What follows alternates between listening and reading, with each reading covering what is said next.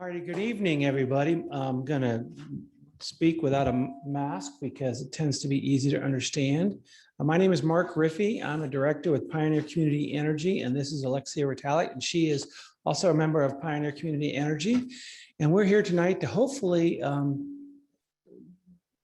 clean up some issues, confusion, and provide you whatever information you need, because our goal and objective through all this outreach we're doing and communication we're doing is to help everybody understand the option available to you come January when Pioneer is starting to serve in El Dorado County. And I'll let Alexia walk you through that process and through our slides.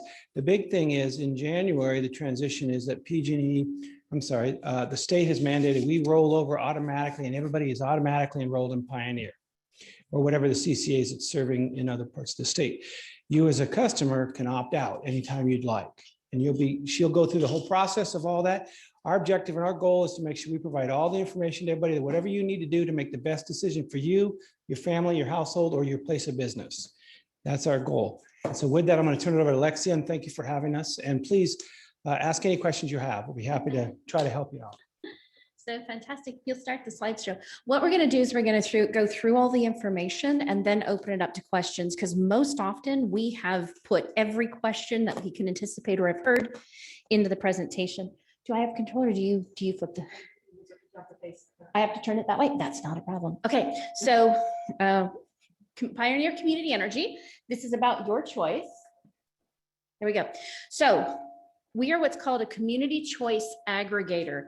This was a program that was started in 2002 by the legislature. It was following the Enron debacle. Anybody remember the Enron situation and all the crazy prices? Well, a lot of municipalities said, hey, this is hard for us. We're not like Roseville Electric or SMUD, Sacramento Municipal Utility District. We have no control.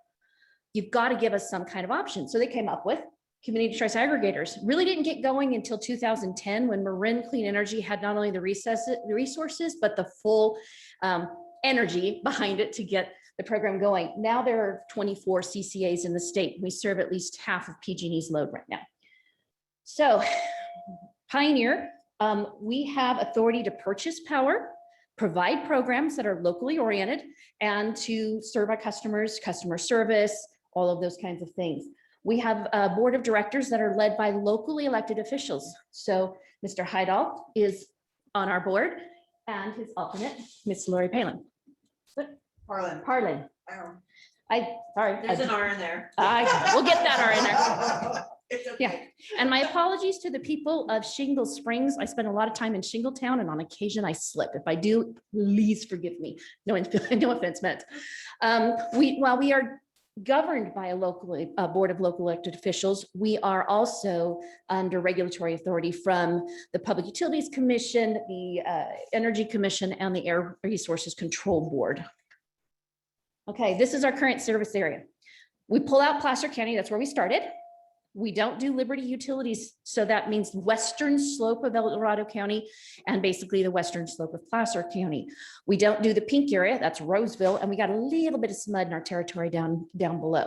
But that blue, that's what we're serving. And a question we get a lot is, do you serve Placerville? Yes. Do you serve El Dorado County? Yes. If you're an unincorporated El Dorado County, but you are not served by Liberty Utilities, you'll be able to work with Pioneer. So this is how it works. Folks go, well, how can you even, how can you buy power from PG&E and sell it to us cheaper? We don't necessarily buy power from PG&E. We're in the same market as PG&E. We go out to the market. We look for all types of different types of power. It can be hydroelectric, biomass, geothermal, wind, solar, standard natural gas generated.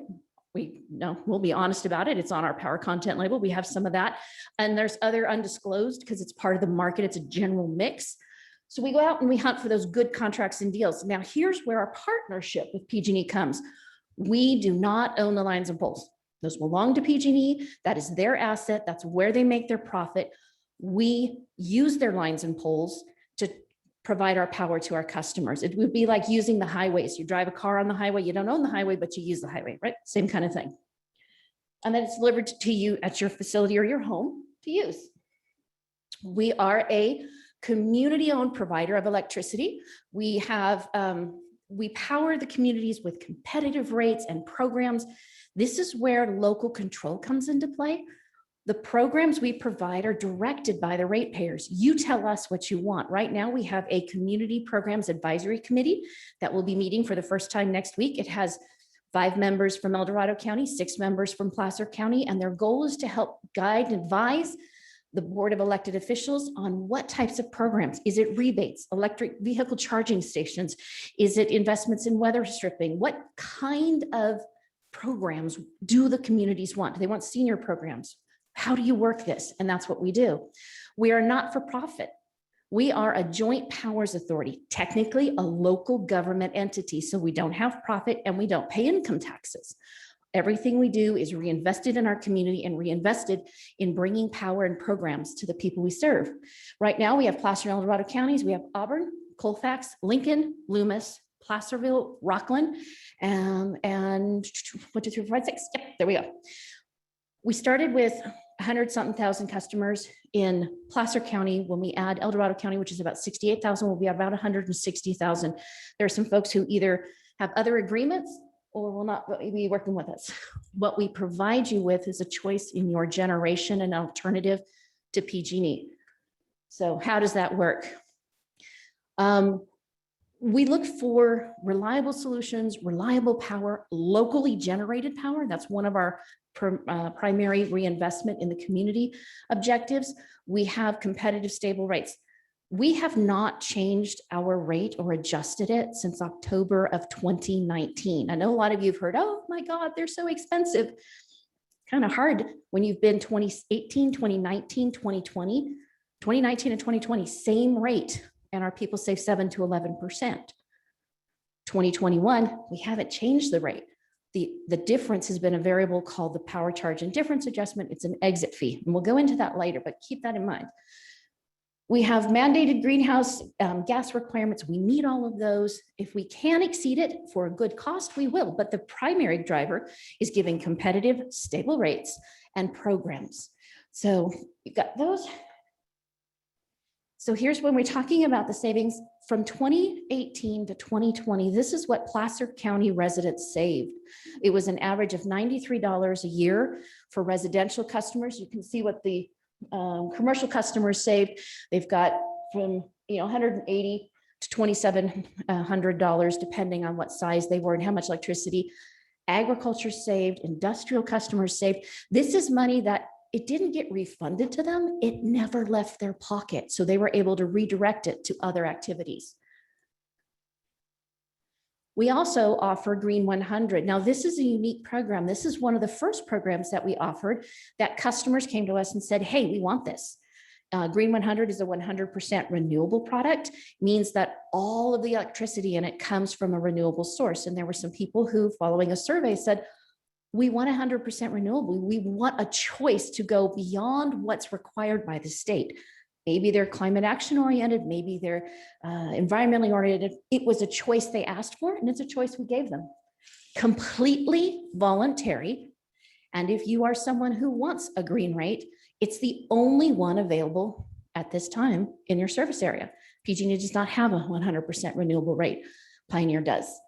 It's an adder, which means to whatever rate you have, you add about a penny to the rate for generation. And that's what it is. So for residential customer, if you wanted to use this rate, it's about $7 more a month.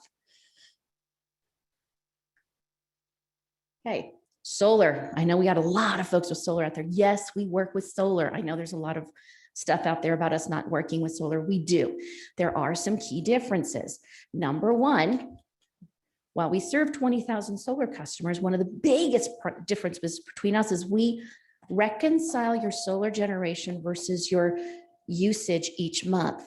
And so we run the bill each month. You get your bill. If you've got a credit because you've generated more, it's credited at the retail rate, sits on your bill, and you can use it next month. If you don't use it the next month and you generate another credit, they combine and they go to the next month, and it keeps going until such time as you start to use more electricity than you generate, and you start to eat at that credit.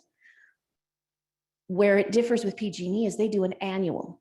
So you just run along, you have that base charge, $10 sometimes between 9 and 12 for residential customers each month. And then at your true up, you get a full bill where they reconcile everything. We don't do that. We do it every month, and you know what you've got. At the March, April period, we do what we call cash out. And what we do is we use that as a period of time because we kind of looked at it and did our best to find the best month of the year to look back over 12 months and see what people have generated versus what they've used. And that gives us the best place to calculate a net surplus compensation. For those who don't have solar, that means over 12 months in aggregate, everything totaled together, they generated more than they used for the year. And then we index our net surplus compensation rate to PG&E and add a 0.5 cent to it. So whenever there's fluctuates, we're adding 0.5 cent to it. Let's see. It's not letting me go. Oh, thank you. So, in the 2020 and 2021, we paid out over $385,000 to solar customers. So yes, we work with solar customers and we have 20,000 right now. Some other things we've done. These are some of the benefits that Pioneer brings. That's not just rates, and these are really important. Local spending. We have a budget and we have discretionary fund spending of about 3.5 million. 95% of our budget is power. That's what we're out there buying. That's what we're out there using. But we do have some discretionary things. They might be contracts for janitorial services, office supplies, et cetera, legal services. Some specialists who work with different types of mathematical calculations and economics. We try and go local as much as possible. So we have actually reinvested that money into local businesses. Right now, I've got different print jobs out there, notices that need to go, and I look for local printers. We keep the money here, not sending it out of our area. For the river fire, I know you guys have suffered through the Caldor, and we've been watching it carefully, and it breaks our hearts because we had the river fire, and we had a number of homes lost in the Pioneer territory in 2021. We were able to go through, and as part of a program, we waived the July and August bills for all of those customers whose homes were destroyed. With everything else they've got going on, they don't need that kind of stress. So we were able to do that for them. AB 843 was legislation we got through to support biomass. Depending on where you feel about and how you feel about biomass is expensive. It's not like wind and solar that have received a lot of subsidies, but there is a program that allows for biomass to be created and to have the cost kind of spread out across all of investor-owned utilities area. But that program wasn't open to the CCAs, to community choice aggregators. And this bill said, program's already there, money's already there, there's no new cost, it just gives others a chance to use it. And we're motivated. We want local generation. We want things that do better for our forests. We want to get the wood waste out of there, and why not make it something productive? So that's what we did with that one. Mobile home parks. This was another legislation that we found. Pioneer in 2019 identified that a lot of our mobile home park residents weren't getting our savings. The master meter was, but the mobile home park residents weren't. And so we worked with our agricultural commissioner, who has the authority to check those, and said, yeah, it's not being passed on. And when we challenged it, we were told, this code over here lets us do this. So we're people who have the residents in a mobile home park weren't getting these. And we went, that's not right. This has to be fixed. And so we took up the charge. We fixed that legislation. A lot of folks thought, oh, you just fixed it for Placer County. Actually, it had fixed everything statewide. So around the state now, anybody who has a master meter, they get the exact same rate, whether it's provided by direct access, by a CCA, or by PG&E, Southern California Edison, or San Diego Electric. They get the same rate. It guarantees savings are passed on, which is very important. We helped with agricultural customers. We did some arguments in front of the Public Utilities Commission that deferred some crazy implementation of time of use that was going to cost some of our farmers as much as $14,000 a year. And we said, you can't do this. You need to give them time to adjust. Got that in. Public safety power shutoffs. We've told you we don't own the grid, right? Can't do anything to stop them, but we can push and have pushed for better controls, better criteria, reporting, challenging things. In Placer County, we were watching the PSPSs and we'd see, boy, every single one of them, this one line is turned off all the time. And then we looked at the reports for what was being prioritized for fixes, and we went, it's not on here. If it goes off every time, it's obviously a repeat offender. Should you fix this? Let's get that as a priority. Another example is we went through when when our power went off in Placer County and Auburn, they turned off the police station and the local emergency broadcast station and left City Hall running. They were across the alley from each other. Made no sense. The cities kept going to PG&E saying, hey, we need to fix this. We need to look at it. Well, didn't get very far. They said, Pioneer, what can you do? Well, we talked, we looked, evaluated it and went, hey, we got an idea, brought it to PG&E, continued to apply pressure, and the circuits got moved around. So now the police station stays up, the emergency broadcast radio station stays up, and more of our downtown Auburn stays up. Those are the kinds of things, advocacy, pushing and pulling for things that belong to our communities, making sure we're taken care of. We're your advocate, we're your partner. That's what we do. We also have the arrearage management plan. So for those folks who have either CARE or FARA, if you during COVID accrued a debt with your utilities, this program allows you to apply for the program, you get in, and then as long as you pay your payment every month on time and in full, 1/12 of your back utility debt is forgiven. And we get reimbursed through the public programs charge, which is a statewide charge, but our customers get the chance to have that debt waived. And during COVID, that was really kind of a hard thing, but we offer that one too. So. It's not going again. I may have to go to you to do this. I'm having issues. Okay. So we're going to move to the enrollment process. And how does this work? Well, state law requires that we schedule everyone in the area that we're moving into to be enrolled with Pioneer. And they do that because this is a program that is open to everyone. It is all in, no cherry picking, no selective communities, no certain types of customers. Everybody's in. We either serve everyone or we serve no one. And so when we get you going, we get everybody set up for enrolling, you're scheduled. Now your choice is, do you continue to go through or do you not? So you can let the enrollment happen, test Pioneer out, or you can say right off the bat, I don't want to, don't want to participate. Great. And then once you're slated for this, whether you let it go forward or not in the future, you can leave Pioneer at any time and you can come back. That's your choice. You have power over that. So you stay with us or you return to PG&E's. Starting at November 8, we're dropping the notices. You guys will have the chance to start making those calls. I would recommend, we'll go through this presentation, wait till December. So we have some really hard numbers, but we have some to show you about what the cost will be, and then make your decision. A lot of folks are going, oh, I'm going to just leave right now. Well, okay, but you may be missing out on some opportunities. Okay, so here's where that schedule is. What we've got is we show you, we start, the big bunch of you who are not solar start in January. You'll get a notice in November, another notice in December. We'll enroll in January. You get another notice in February and another notice in March. November and December say, hey, we're coming, make your choice if you'd like. January arrives. Then we have February, March saying, you're with us, you can still make your choice. So you have a lot of time to make a choice. Actually, from now until the end, you have the right to make a choice. Solar customers are a little different. I know solar customers are out there, especially if they have a March, April, May, June, or beyond true up, are going to say, I didn't get a notice.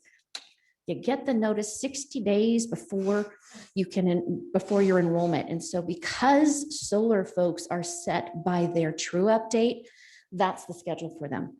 So you can see January, February is going to roll with January, but the folks who have a March, April true up, their actual enrollment date will be, let's see, March, and then the May, June will be May. And so you'll start seeing your notices staggering on like that. Out to the NEM folks, you have an option. If you are eager and you want to join Pioneer early, you can actually do that. We just can't opt you out until your enrollment date. Okay, so how does the billing work? By law, PG&E is our billing agent. Our charges sit on the PG&E bill. So you get one bill, you write one check or send one payment, and PG&E gives us our portion. You don't have to do anything else. No additional accounting, no additional checks. It's all taken care of. Because we are the generation, they're the transmission distribution. Now, don't worry about the size of the bill. This is just to kind of show you that there are 2 pages. Most of the time, page 3 is the delivery charges, and page 4 is Pioneer's charges. And we're kind of just show you this because it breaks out. This will be the first time you'll actually get to see all the pieces of your bill. Get to see, what do I pay for transmission and distribution? What do I actually pay for electricity? Those are two separate things. They've been bundled for you since the beginning, but now you're going to get to see the difference. And for those who were not aware, transmission and distribution is 70% of your bill. Electricity is not the biggest cost. It's actually the lines and poles. So now I have a circle down there. It's really tiny little letters. It says 2017 vintage. I've got a lot of people out there doing calculations like, oh, look, this isn't good for us. You're not 2017, you're 2021. And that makes a difference for you guys, which is why we put this one together. So with the 2021, this side, PG&E, this side, Pioneer. When you take a look at them, that is just electricity. No transmission, no delivery, no distribution, no other charges. This is the generation. There's PG&E's rate. You can see it's 0.11418. That's the current year. Be aware that goes up January 1. They've already announced they're going to do an increase. We don't know exactly how much, but that increase is coming. Pioneer's generation rate, 0.07719. That's our generation. Here is where things fluctuate. That rate has not changed since October 2019. What has changed is that PCIA, that exit fee. That's a fee leveraged by PG&E to pay for legacy power, meaning that over time, when you were with PG&E, they bought long-term contracts to make sure we had plenty of power, that you could be served for years to come. So that's what they do, is they put those contracts in. But when you leave, they still have those contracts. It's not fair to leave those contracts with the people who stay with PG&E. So they made this exit fee adjustment, and it sets your date based on the day you declare you're leaving, 2021. The PCIA, we have been talking to a lot of folks and they go, oh, what is the charge? What's the charge? What's it going to be? We've been hesitant to put out a number because it hasn't been formally adopted and decided. We're still waiting for all the components to work. The Public Utilities Commission will be receiving information from PG in December and they'll make a decision. But we recently got from some experts who calculate these things and follow these things. They said they're thinking that's going to be the PCIA for the 2021. That is El Dorado County, 2021. Be very careful with that one. Your 2021, it's going to be 0.0237. When you look at it, if you're on PG&E, you're going to pay $86.78 a month. If you're with Pioneer, even with the PCIA, you're going to pay $76.68 and you're going to save about $10 a month. That's how it works. But you have to be careful because if you go to Pioneer's bills where we have the vintage 2017, that's not yours. You have a different one. Make sure you use that rate when you're comparing. Next one, time of use. Time of use has been coming through. This is the summer rate. With time of use summer, you can see Pioneer has a TOU rate.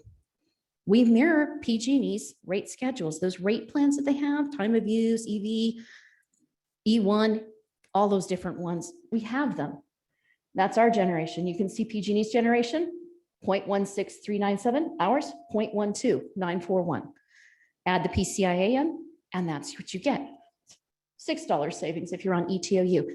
Now, a little bit about ETOU. If you are on ETOU, please make sure to do a rate analysis once a year to make sure that's still the best rate for you. Our previous investigation of ETOU C3 was that it was not the best time of use rate for our climate.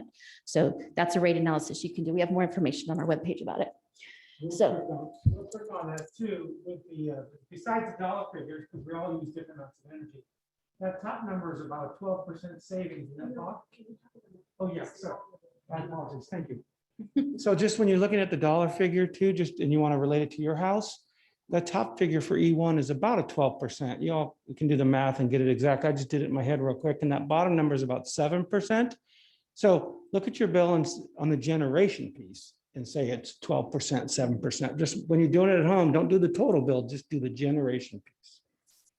So anyways. Yeah. The generation will be just the kilowatt hours. So that part right there, says kilowatt hours, that's what you're looking at. And all of your rates will have that. You can ignore PG&E's rate and just go by those calculations for generation.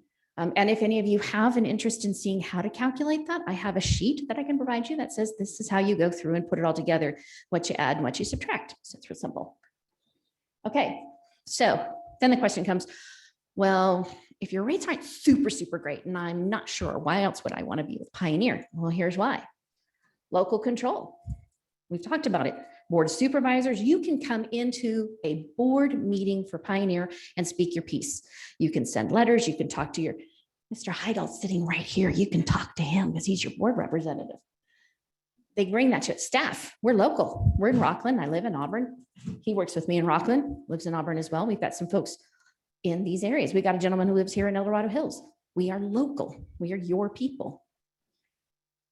Compare that to PG&E, they've got about 940 million shareholders. They're not really local. They are a company. All of Northern California, technically, they're one of the largest, if not the largest utility in the nation. We're not for profit. Can't be. We're local government. We pay for our programs, we pay for our power, and anything that we have, it's reinvested, and we adjust rates accordingly.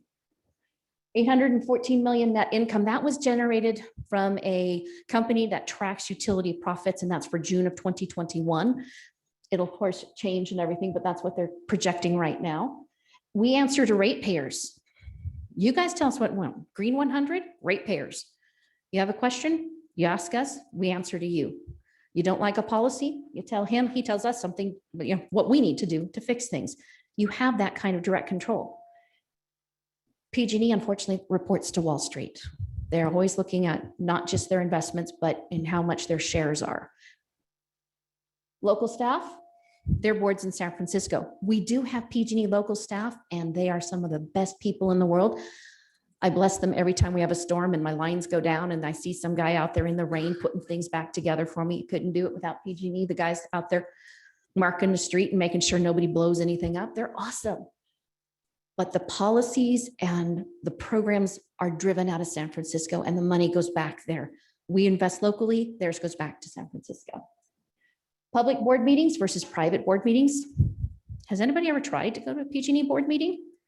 I can't even get when they are. I've tried to look for them and go, well, when do they have them? It's top secret. Ours are broadcast. It's under the Ralph M. Brown Act. It's up there 72 hours ahead of time. You have an agenda. You get to see everything we're talking about. Public comment period. Stable and competitive rates. Like I said, we haven't adjusted our rates since October of 2019. PG&E's had at least 4 rate adjustments every year for the last several years. It's the nature of the way they go. We've also got 32.5 million that was reinvested in this community, and they've got over 5.5 million customers. You're our friends and neighbors. We know you, we see you, we come to you in person. It's a lot different. We are a local entity. Okay, so with that, that's the end of the presentation. This is our contact information that goes to our call center. If the call center isn't answering your question the way you want, tell them you want to speak to Alex. You can just, they'll pass you along to me and I'll call you right back and get it going, answer any questions you have. So with that.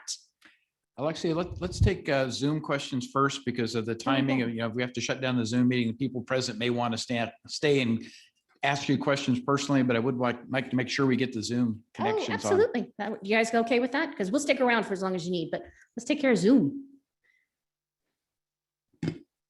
Now taking public comment from Cami Olarte.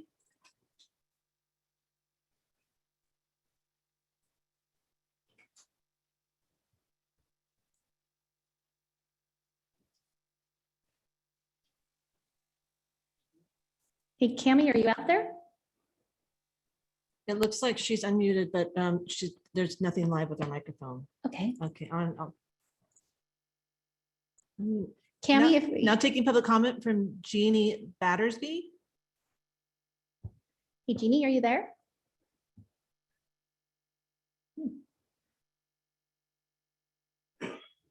Jeannie, you need to unmute yourself.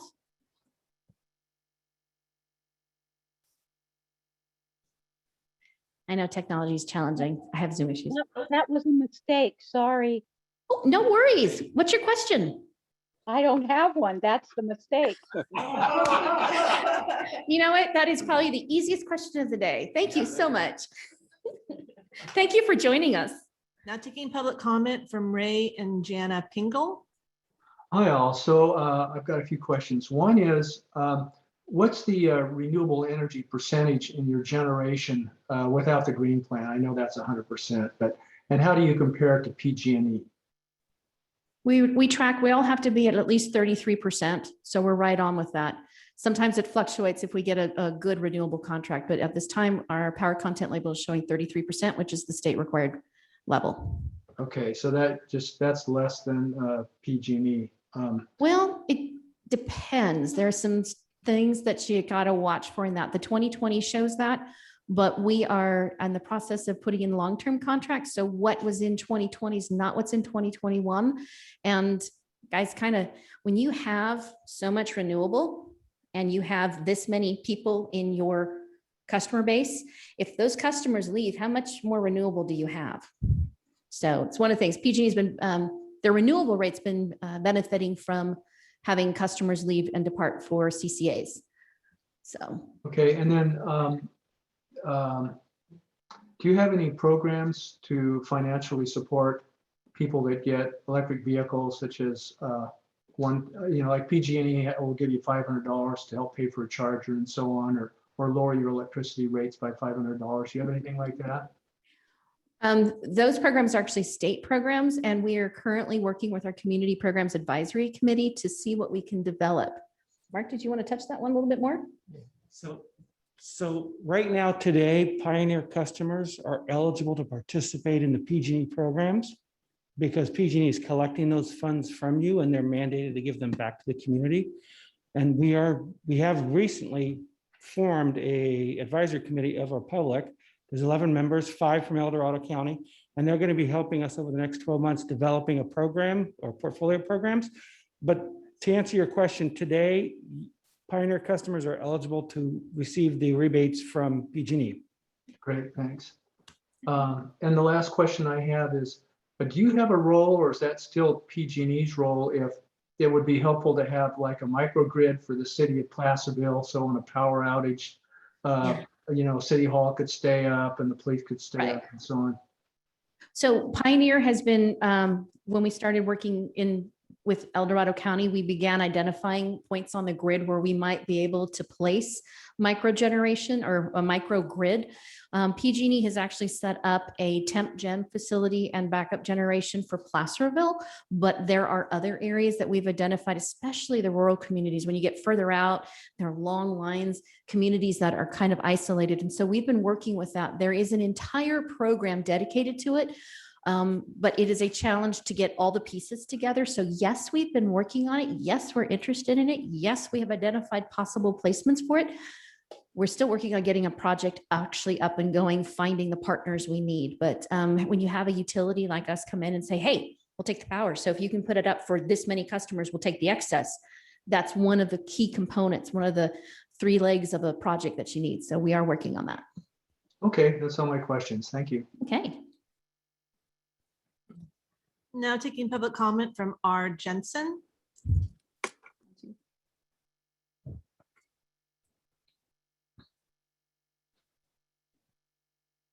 Are you there, Jensen?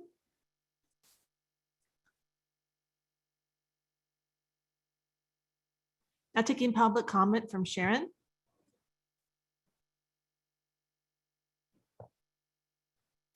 Please unmute yourself.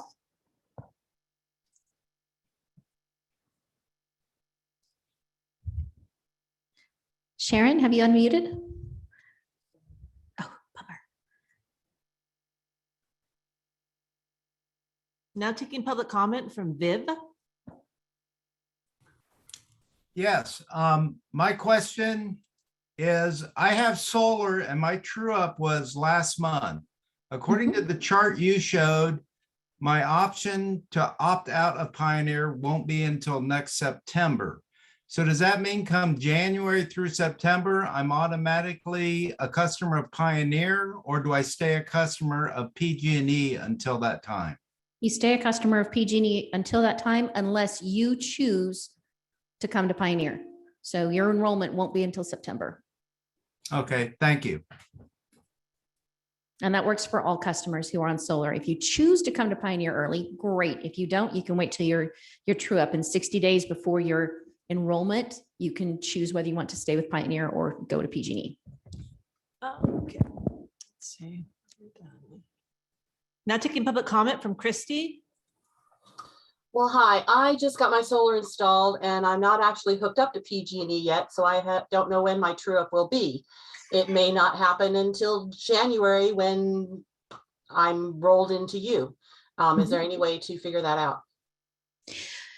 Okay, so if you're looking at what you can do for enrollment, you can start with Pioneer. It's not a problem. We could roll right into the solar. If you choose you don't want to do that, then you're going to opt into Pioneer in January unless PG&E gets you up and running by December. So your actual optimization and activation date will dictate when your true up is. So could I opt into Pioneer now, or do I have to wait till January? You just wait till January. You just roll in with us. No problem. But so if PG&E hooks me up in December, then I have no more option to sign up with Pioneer in January. I have to wait till next December. Nope. Actually, if you are on solar in December, you can just choose to join Pioneer in January and just let us know you want to opt in. Okay. Yeah, Thank you. You can do that. Yeah, no problem. And now taking public comment from Jay Jensen. Can you please, oh, there you go. You were saying that there's the exit fee, which you made the statement that it would be unfair for them not to charge it, which I have to say I disagree with that statement. But when does that exit fee end? One would think by all logic and rational thought, it would end when the contracts do, but there have been some things at the Public Utilities Commission that we couldn't stop. And so it will continue on for a while, but it will drop as the oldest contracts fall off. So its cost will decrease over time. And when will we be able to get a schedule of those contracts? We don't actually have a schedule of contracts because they are PG&E contracts and we don't have control over those, but we do have some projected schedules for when different components of the PCIA end and when certain contracts will end. There were some that they put into place in 2010 and 2015 that go out to 2030, I believe. So there may be a schedule that comes out under one of the proceedings. And if there is, we can share it with you. We don't have one right now. Okay, because it just seems a little odd that, you know, in any other business, the PG&E knew that this split was coming. So for them to cry poor mouth because they've caught up on contracts, it just doesn't there's not a lot of logic here. We have been at the Public Utilities Commission since 2019 and MCE, Marin Clean Energy, has been there since 2010, saying the same thing. So you are not alone in your thoughts, but it is what we have now, and that's how we work it. Okay. And that's kind of what I was going to say too, is that this is just another example of the advocacy and the fighting that the CCAs do. The statewide collective group of the CCAs have been trying to get this information for years, but because they're not a public entity, right? They're a private entity. They don't have to disclose it. That's another difference. If you come to Pioneer and say, I would like to see a contract, it's available to be seen. CCAs have been for years asking to see the data behind the numbers, and it's not been presented yet. But this third-party monitoring group is projecting over the next couple of years a steady decline in that charge. But those are all estimations based on their professional expertise. So unfortunately, but we do know that they're dropping. It's just what the exact number is going to be. We don't know. A lot Okay, of and that's. I just had one other quick question on the smart meters. Uh-huh. Is it possible to get rid of that and get back to a real meter? Okay, so A smart meter is actually owned by PG&E. And yes, PG&E has a program where you can do that, but there's a charge for it because the smart meters broadcast your information up and they can take it from a long distance shot. A standard old meter requires a reader. And so yes, you can do it, but there is a fee associated with it. We do not own the meters. Smart meters, standard meters, meters in general belong to PG&E. So you do have an option there, but make sure you know what you're going to be charged for meter reading if that is what you want to do. Okay, well, thank you very much. I appreciate it. You're welcome. Now taking public comment from Denny. For if you replace your smart meter and you. Okay. Yeah, they'll replace it. There is a charge that goes with replacing the meter with an old version. So.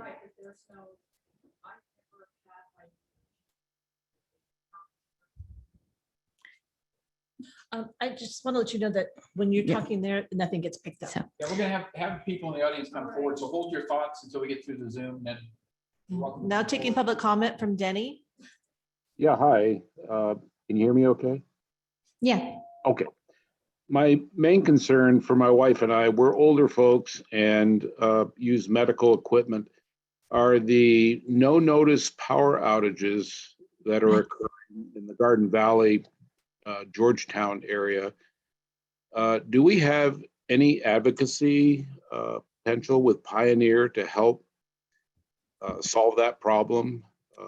It's been frequent, unannounced, and it's very difficult for us to get out our generator. And We hear you. And actually, so everyone knows, Pioneer is the lead CCA on public safety power shutoffs. Just last week, President Batcher put a letter out to PG&E saying, hey, we heard you're doing your fast trips. Basically, it looks like a PSPS with no notice. They just turn off the power. It's an automatic kind of thing. We just found out about it. We've heard about outages. We've been investigating. We've been asking questions. We weren't getting answers. And President Batcher sends a letter going, hey, we found out about them. 500 different incidences, 560,000 customers affected. Pioneer is now engaging with a letter, requesting more data and demanding that we get informed and we find out what's going on and we know what circuits are there. Exactly for that reason, President Batcher is really concerned because there is no generation when you have an automatic shutoff like that. It doesn't give time for anything. So yes, we're looking into it. Just found out about it, even though we'd heard about the outages, but we've gotten no information. We're going to change that. So keep in tune. Stand by. We're going to find out more. Mark, did you have something to say? No, President Batcher is the current president of the California Public Utilities Commission. And let me tell you, she was not very nice in her letter. She was very mad. So it's a good thing. It means she's picking up stuff and advocating on behalf of the customers, especially those who are suffering in the high fire threat districts. So our answer is yes, we're working on it. Do we have a solution yet? No, but we're going to start this program with this called Fast Trips, just started in July of 2021, and we didn't have any notice about it. So we're working on finding out what's going on and going to work on it. So, thank you. but we do appreciate you guys. If you have an outage, would you let us know about it? Because I'm not getting told. And then I'm calling up going, hey, I'm hearing about an outage. It's not on the outage map. What's going on? You tell us, we go trip down to PG&E and say, what's going on? Where's it at? How many affected? What can we do? How do we stop this? So. Now taking public comment from Dan Freegang.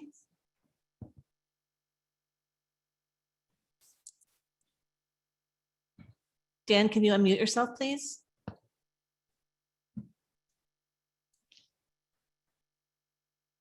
I did. Hello? Hey, hi, Dan. What's up? So I'm a solar generator and I make all of my power when I'm at work and I'm not using any power. So am I going to be selling you my power at a low rate if I'm on time of use and then buying it back in the evening at a higher rate? One, no, because it depends on what rate you are.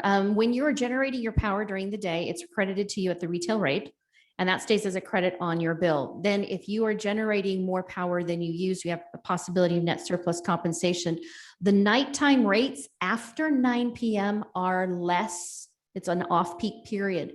If you are using the power between 4 and 9 on the TOUC rate, or 5 and 8 on the time of use D rate, then that's where you will get additional charges. So it's kind of one of those things where if you can set up your system to cool your house down while you're gone, program your smart thermostat to cool the house down before 4 o'clock, you can start to save money by using that cheaper power and the power you generate while you're gone, and then just kind of coast through that high peak period. It's one of the best ways to get through that part. And then just kind of watch what you turn on. Hold off on doing any laundry or anything big until 9, or transition to the time of use D rate so you can start that at 8 o'clock. So, and is this information available on your website? Yeah, we have time of use information out there. We also direct you to some of the resources PG&E has for managing your life under time of use, and other areas. We've got lots of links to stuff on that. And that's on your website. Yeah. I'll look. The other thing to do is if you're in that kind of situation, is also do a rate analysis. That's through PG&E's website, but you can go through, it'll look at your last 12 months of usage, and it'll tell you what rate is best, where you're going to save money, and make sure that you're on the best rate. Because sometimes the time of use rates don't really work for people who work during the day because you're not there to manage everything. So finding a rate that works for you is important. Gotcha. And again, and so my true up is in March. So I will automatically be opted in on January 1. I know this is maybe a redundant question, or do I have to request to be in on January 1? If you want to join us immediately, you request January 1. Otherwise, wait till your March true up, and then you can join us there. The March timeframe is a really good time for having your solar because it starts your clock and all of your credits. So it's up to you if you want to come in early. We'd love to have you. If you want to just wait, that's good too. Okay, and a person would opt into you guys, the solar generator, on your website? You can do that, or you can just call the 800 number and walk them through it, and they'll take care of you in January. Get you all set up. Fantastic. Thank you. You're welcome. Now taking public comment from Cindy. Hey, Cindy. Well, this is Cindy's husband, but anyway. Cindy's husband, how are you? What can we do for you? I'm fine, thank you. We're new to this. We're just trying to learn. But we did, from what he saw today, it looks like you're saying we would possibly save money on what we're paying for electricity, kilowatt hours. But you also said most of our costs were in distribution. 70%, yes. So is it going to be the same rate through Pioneer for those services as if we were getting them directly from PG&E? Yes, under the law, PG&E cannot charge anything different to a Pioneer customer than they would charge to a standard bundled PG&E customer. The transmission and distribution rates are set for everyone across the board. Okay, so then the only difference here is in what we're paying for the electricity. Exactly. And that's the key, is that we can handle generation, we can affect generation. We can't do anything about the lines and poles. Those are PG&E's, and that's their area of influence and control. Okay, and so you're showing like a 7 to 12% possibly change now. I mean, where do these project? I mean, are you basing that on what, on the last couple of years, or? I mean, that's actually based on the current. Okay, I'm going to give you guys some really crazy things. There is the Energy Resource Recovery account called ERA. Then there is the let me see, there's the general rate case, and let me see, there's the annual energy true up, and there are a couple of proceedings. Each one of those affects the PCIA, and so over the year, the experts are out there and they're grabbing the details as they come out of each piece of those proceedings, and they put them into this math that gives me a headache to even look at the spreadsheet, and they go through and they do all this calculation, and that's what they come up with. So that rate that they're looking at includes contracts that have come off, includes any type of change, whether Diablo is coming offline or not, if there are new generation in place. It's a whole bunch of stuff that goes into this big box, and that's how they calculate it. It's pretty complicated, which is why we have experts on hand to do it, because that math is way tough. But then we're also dependent on the fact that we need to trust that you're going to be able to buy energy less expensively than PG&E is, or at least because of the profitability, it's going to wash out or something. Yeah, what I was going to say was that As far as the energy costs go, nobody can predict the future, right? Electricity energy is sold on the open market every day. It's a buy and sell thing, just like stocks. So for anybody to tell you they know with certainty what the price is going to be, that's not true. But by having a mixed portfolio or product, or us, like we recently signed a 10-year contract with El Dorado Irrigation District. That's a longer term contract with some certainty in it, which is what our folks do, is they try to get a blended portfolio of contracts so that we can maximize and get the most benefit to keep our rates lower. That's one of the beautiful things about working with local vendors and stuff, is people we know that are in our service territory, and we can benefit from that. But from the other perspective, you've got the costs that were up there. Those are, as Alexia said, those are actual rates. What's not there is the fact that PG&E has already come out and said, I don't know if you all got it, my folks up in Grass Valley got it, significant rate increases in January, be prepared. And we've heard numbers that are just insane. And we don't know where they're going to be because they haven't publicized those. We should see those in December. So this, as you were saying online there, 7 to 12%, that's with today's rates. Is Pioneer's rates going to go up? Of course. Every utility's rates goes up. If any utility provider says rates aren't going to go up, they're not being truthful to you. Because it's like gasoline at the pump, right? It used to go down every now and then. Now it only goes one direction. But energy costs are always going to go up over a course of time. The matter is, how quickly is that slope, steep that slope is, or how we've been fortunate enough over the last couple of years, due to some excellent contracts that we've signed, that we've been flat. That's not going to be indefinite. It's not realistic to say that. But if you look at a slope of Pioneer's average rate increase versus PG&E's rate increase, it only widens.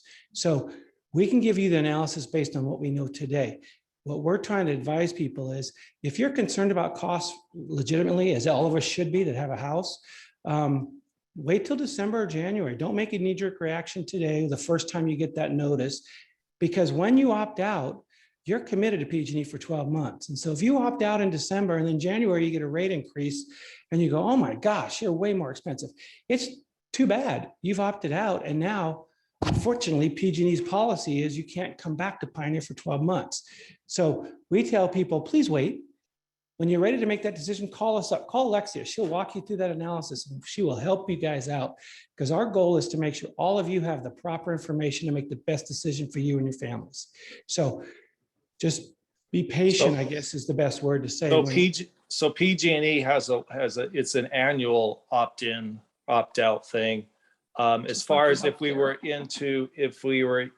joined Pioneer and we wanted to leave, is that also annual, or is that anytime? So when you're in Pioneer and you're a member of Pioneer, you can opt out at any time. But when you opt out, you're committing to PG&E for that 12-month duration.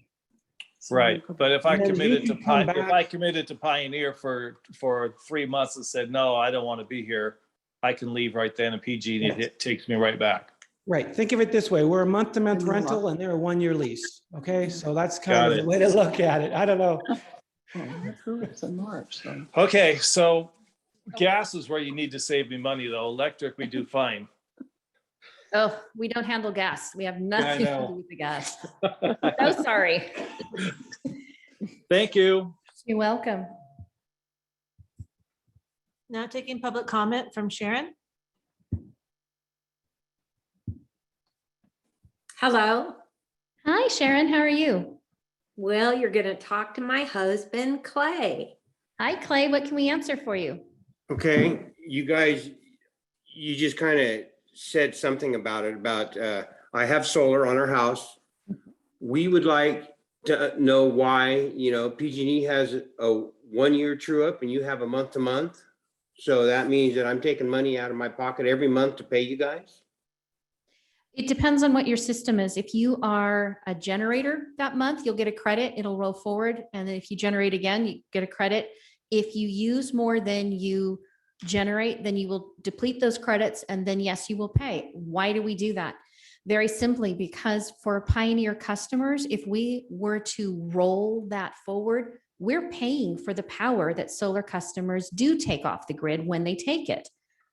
And the non-solar customers are paying that ahead. We don't get interest. We don't get any payback. And so it is a financial decision to go through and do the annual we did a serious evaluation and it showed that it would be a $10 million burden on the program to do an annual system.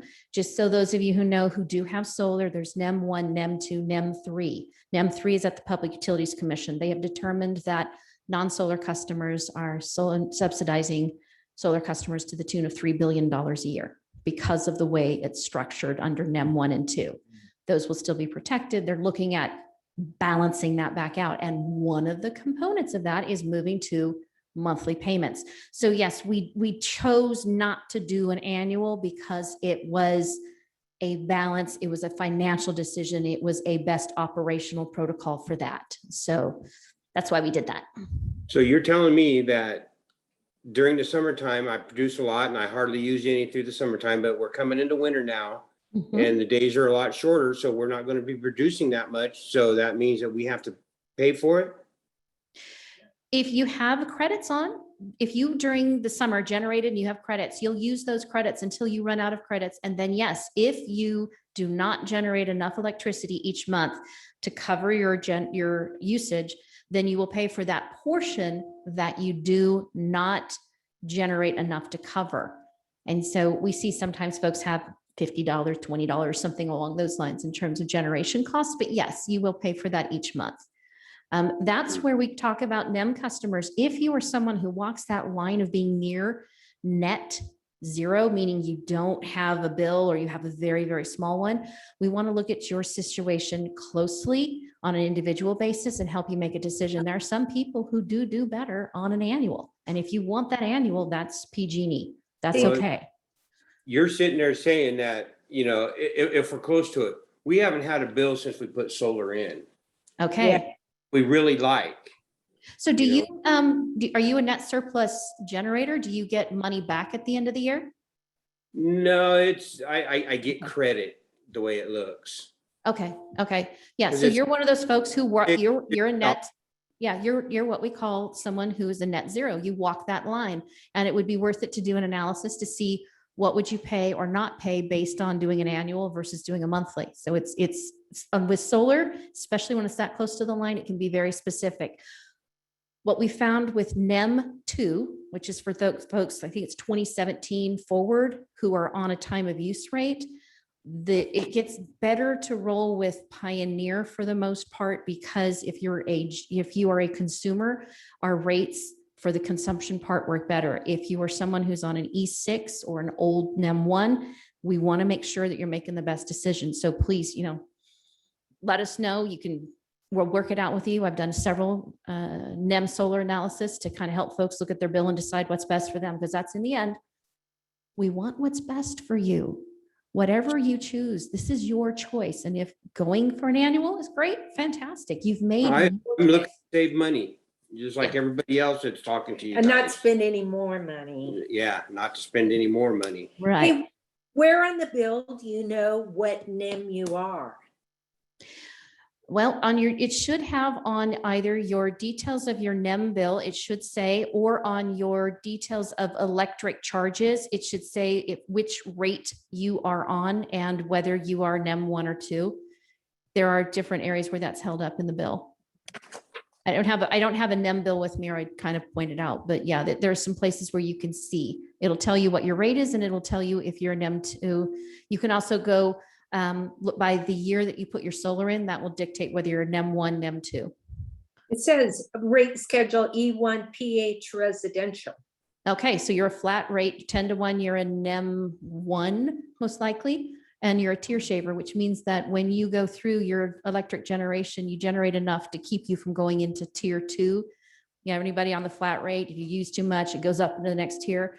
Some folks put in solar systems so that they can shave that and keep in that tier 1 the entire time at the lowest rate possible. So if you're welcome to call us, and we can go over your bill and show you the analysis and take a look and see what works best for you, and you can make your decision then. Okay, thank you. Yeah, they can call the 800 number, and we had that up. Yeah, you just call us, and you can, if you Google Pioneer Community Energy, the main phone number is there. If you want a rate analysis on solar, just tell them you want to talk to the Pioneer staff in Rockland. They'll get you to us. Now Well, thank taking you. public comment from Good idea. Bob. Yes, good question. In Placer County, you said you started over there. How many of those residents stayed with you versus staying with PG&E? 89% of the residential, 95% of the commercial. And of those percentages, did they stay with you overall, or did they eventually go back to PG&E? No, they're still with us. Okay, We have 20,000 people who have solar. okay. And my true ups, and actually I just had my true up, so it'd be a year. Yeah, so you have the choice. You can wait for the year and then just let it roll, or you can go early. It's really up to you, whatever you'd like to do. Okay, thank you.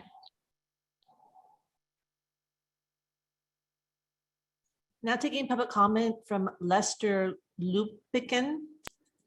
Thank you. Let's see, we have, we're scheduled for solar, well, we have solar for backup batteries through PG&E, through the CPUC rebate. Oh, fantastic. And they haven't been installed yet. Would that be affected by going to Pioneer? You know what? I really don't know if PG&E has a requirement. The battery backup was part of the PSPS mitigation strategy, and I don't know that it is restricted that way. We'd have to look into it. You can ask PG&E, and if you're comfortable with the answer, great. Or if you want us to dig into it, just give us a holler. We'll have to find out for sure. I don't think it is, but I don't want to say absolutely. Okay, and the other question was, do you have an EV rate? Yes, we do. Okay, thank There are you. actually two of them. Oh, and by the way, for those of you who are on medical baseline, just as a heads up, medical baseline works with Pioneer. No change. You don't have to renew or anything like that. Medical baseline in January will only be paying 25% of the PCIA, so there'll be a steeper discount for medical baseline customers, just so you know, because it looks a little strange when you get your medical baseline bill. So. There's no additional public comment. Great. So now do we get to open up to everybody else? Yeah, and since we've asked Kim to be here a long time period, because we started 9 o'clock this morning, are you okay if we close out the Zoom then and just address the audience here with questions, or do you want to try to keep it open for a while, or? That is up to you, sir. Pioneer's open to whatever you'd like. We do, I'm sorry, we do have one more raised hand. I don't know if you want to take it. Okay, sure. Now taking public comment from 857. Please unmute yourself. Good evening. Good evening. What can we do for you? I have a question. When there's a real estate transaction, do the buyer and seller get to choose freely which company they want to go with? Are there any restrictions or time frames to wait? Actually, great question, because we become the default provider. But when someone buys a piece of property in El Dorado County or Placer County and we're serving the load, they start with Pioneer, they get the notices saying, hey, welcome, you're part of Pioneer, and they still have the same right to choose that everyone else has. We're trying to work with the real estate agents to help them be able to help buyers know what this is. If they come from San Francisco area, they all know, and they are comfortable with community choice aggregators. If they come from other areas, it's an educational process, but yes, they start with Pioneer, they still have the same right to choose. Thank you. So. Now taking public comment from Viv. Yes, I just wanted to ask that you leave the Zoom meeting running while you take questions from the audience, as I'd like to hear what they have to ask as well. Yeah, I think we can do that. What we can do is leave the Zoom up and running, and then I think Kim can turn it off remotely, right? So she won't be attending the session. So I'm guessing we're not going to be able to take any more Zoom call-ins, but you'll be able to listen to the discussion that happens as a follow-up, and the recording continues, right? Yeah, there's two more. Well, there's one more in the queue. Okay. So this is going to be the last Zoom question. Now taking public comment from Gary. Hey, Gary. Hi, I apologize if somebody has asked this question already, but my question is more of, since you guys use the same utility lines as PG&E, now when obviously I know it's more of lawsuits and other things as well as safety for the customers for why PG&E shuts down their power grid during, times of high risk, fires and whatnot. But would you guys be turning it off as well, or are we expected that you guys would not?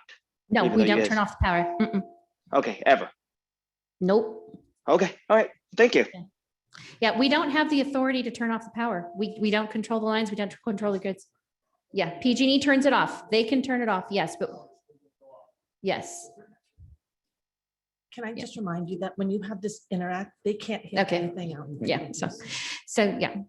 No, so what was being said there, just to clarify, is outages are still going to happen, right? The tree's still going to fall and knock the wires off the pole. A car's going to hit a box and blow and, cause an outage.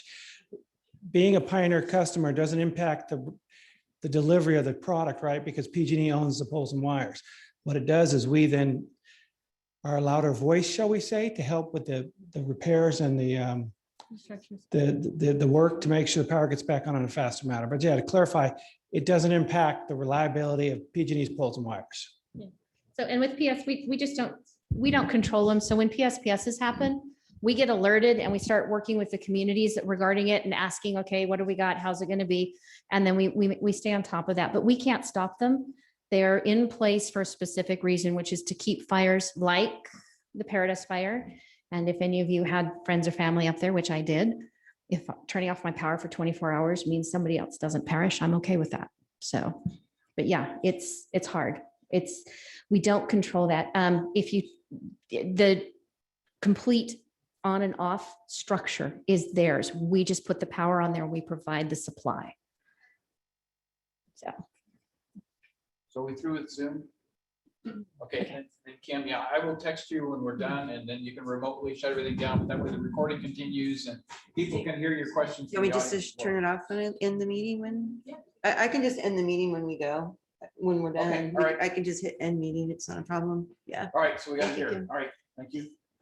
But then we'll want the people to come up to the microphone and speak so Yes, that they can and- hear your questions And they're on the moving over here with Zoom. a microphone, so I think it'll work Yeah. out perfect. So Okay. So please come to the mic so that the folks on Zoom can hear your questions. So if you have any, that would work out really great. thank you. So if you have a question in the audience, please come forward to the microphone and let us know what it is. And if you wouldn't mind identifying yourself, just so they have that in the record, they Sure. like that. Yeah, hi, this is Paul Sobelman. I just want to confirm that the exit fee is a monthly fee. The exit fees it's charged each month on your kilowatt hours. Correct. Yes. Okay, and as a solar producer, which is fairly new to me, I'd like you to explain exactly how our power that we produce is being used by Pioneer, because we pay a different company for the amount of power that we produce. Okay, so you have a power purchase agreement with someone? Is your solar leased? No, Okay. we're not leased, we don't own it. We had solar put on our house for free and we pay the company for the amount of energy that we produce. So how does that work out with our bills? Oh, you're gonna have to take that one. That gets real complicated. What that does is obviously you consume whatever you need for your house, correct? And if you need more, then you buy it from the grid or it comes from the grid. If you're overproducing, it's delivered back to the grid at the rate which Alexia was talking about. So that is you getting a credit. You're going to still pay your power provider or your PPA based on the kWh that system produces. Whether you're consuming it at your house or it's flowing back to the grid, you're still on the hook to pay your solar vendor for the energy generated on your system. But if it Correct. comes back to the grid, we would purchase that from you. And that's what we're talking about, the overproduction. So one of the things you'll need to look at is your agreement with that company to see what they say about how much you can generate and how much excess you can generate and how that affects what they're charging you. That'll be a really critical component of it. Okay, well, I have a contract, Okay. a 25-year contract. Right now, it's at 16 cents per kilowatt hour. I just checked my PG&E bill and tier one is 26 cents per kilowatt hour, That's and working. tier 2 is 33 cents. Right. We have someone in the office who actually worked on our Empower program and has some real detailed knowledge of those types of arrangements. So if you want to get some more detail on it, because that goes really into some technical stuff, we can make arrangements and he can talk to you about it and how it works and what you're going to see and how all of that will go over the next year if you'd like. Thank you. You're welcome. Just to follow up on that, for anybody that's looking at solar, is what he was talking about, the price of tier 1 and tier 2. So you're avoiding that cost from PG&E, but then you're going to pay your third party, whatever that number is. You got to be careful on the overproduction because you may or may not get the 34 cents or whatever that number is. And so you need to be, I always advise customers when you're looking at solar, it's about getting out of tier 2 and into tier 1. But trying to get to the negative or to the zero is very costly and sometimes a money losing venture. It depends on your agreement. We all have different contracts, right? So be very careful when you're looking at, hey, I can put more panels up. This is going to be great. So I always tell people, get multiple bids from a vendor and then make sure that if you're overproduced, don't necessarily, I shouldn't say that. You're not going to make money in the deal because these third parties are there to make a profit. So if they're sizing you to overproduce, just be very cautious. But definitely get out of tier 2 if you can, and as low into tier 1 as possible. And just so folks know, when we're talking tier rates, like the E1 has, you have your base rate and then they go, oh, you've used more, it goes up. Pioneer does not have tiers. Our generation rate is flat. It stays there. The tiers are actually on transmission and distribution only. So when you're looking at that kind of a rate, you'll see your PG&E on a bill for Pioneer. You'll see PG&E rates and it'll say tier 2 and 1 and all of that. And that's your transmission and distribution. But when you go to your generation, it's flat. There's one line that says you use 760 kilowatts, you get charged this much. And here it is. That's it. There's no tiers. And that's because it's generation only. So if you still use a lot, you're still Come gonna on. charge. I'm just going on here, so you can add to your statement right there. If you're still using 2,000 kilowatts in a month, you're still going to be in that higher tier. So the question is, so let's say I'm not doing 760 kilowatts on a flat rate. I'm doing 2,000 kilowatts on a flat rate. Well, if your base is 500, 700 kilowatts, on the transmission and distribution, you'll go up into the next tier. And if you exceed tier 2, you go up into super user. Pioneer doesn't have that because we're just generation. It'll be 2,000 at the E1 rate, nothing else. It's just a straight one. But that's how generation works. The transmission distribution is a different animal, and that's PG&E's component. So, and for anyone who wants to know, if you really want some crazy reading, all of the tariffs that dictate how those rates work, what the generation rate is, what the distribution rate is, all the components that are in it, they're actually on PG&E's website, fully disclosable. It's electric tariffs, and you just go to the E1 and you can pull it up. It takes a while to learn how to read, but once you can figure them out, everything is there and you can actually have a lot more information on your bill and how to read it. So, next question. Did you want to come up?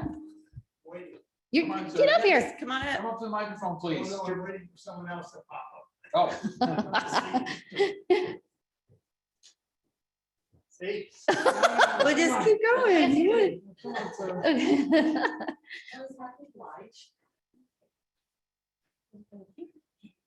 My name is Teresa Lavoie. I live in Somerset.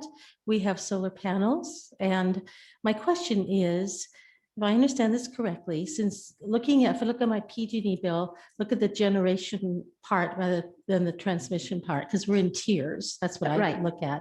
If we produce during the summer, just hypothetically 100 kilowatts, then that credit, as far as your company is concerned, goes toward your generation bill. So in winter, if I use 100, then it averages, it's a wash. Is that how that works? Well, okay, Is it so one-on-one? you have that 100 kilowatts.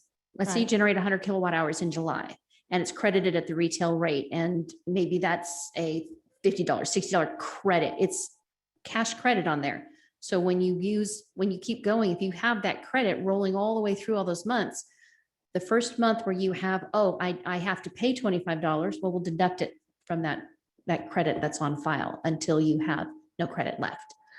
Well, true, but if I if I generate 100 kilowatts, is my credit can be less than if I use an additional 100 kilowatts? It depends on when you use those because it's Oh. credited at the retail rate at the time of generation. So you'll need to take a look at where that's at. It's how that works. So solar's generated usually between the hours of 9 and 4, most of it. There's a little bit on the tail ends, especially in California because we have such lovely sun. But during those periods of time, the rate that's there, that's the retail rate at which you're getting credit for, and that's logged. That's why solar requires a smart meter so that that can be checked at 15-minute intervals. And that's how they track when you're generating, how much you're generating and compare it to the retail rate. That's where that credit comes from.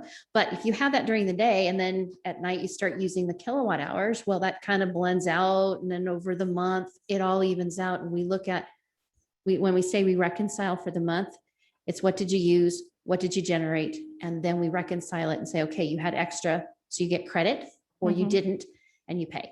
So that's how that works. It does, your kilowatt hours do cancel each other out, but there's also the component of the credit based on the extras and when they were generated.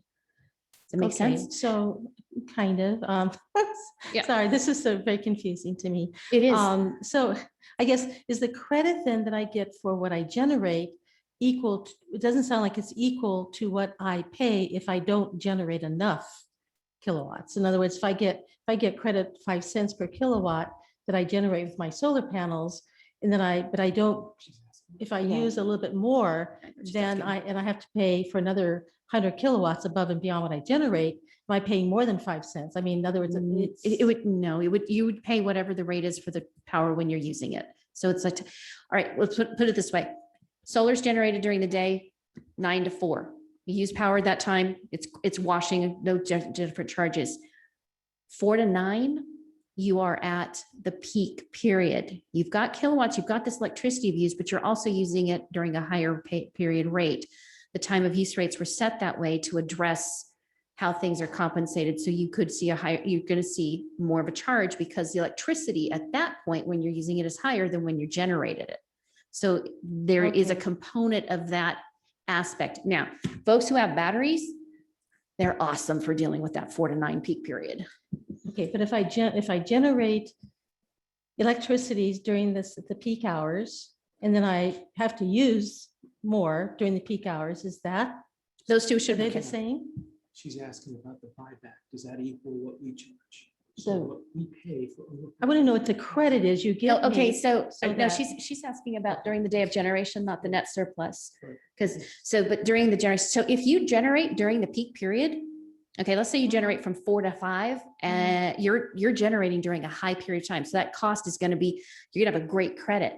And then if you use that credit, say during the nighttime when the prices drop, well, you've got a bigger cash credit than you have a charge, and it offsets. It depends on where they're at in terms of But that. they're equal. In other words, the credit I get during, say, peak hours is the same as what I would pay during the peak hours. Yes. So that would be a wash. That would be a wash during the peak hours, Okay, yes. Okay. Yeah.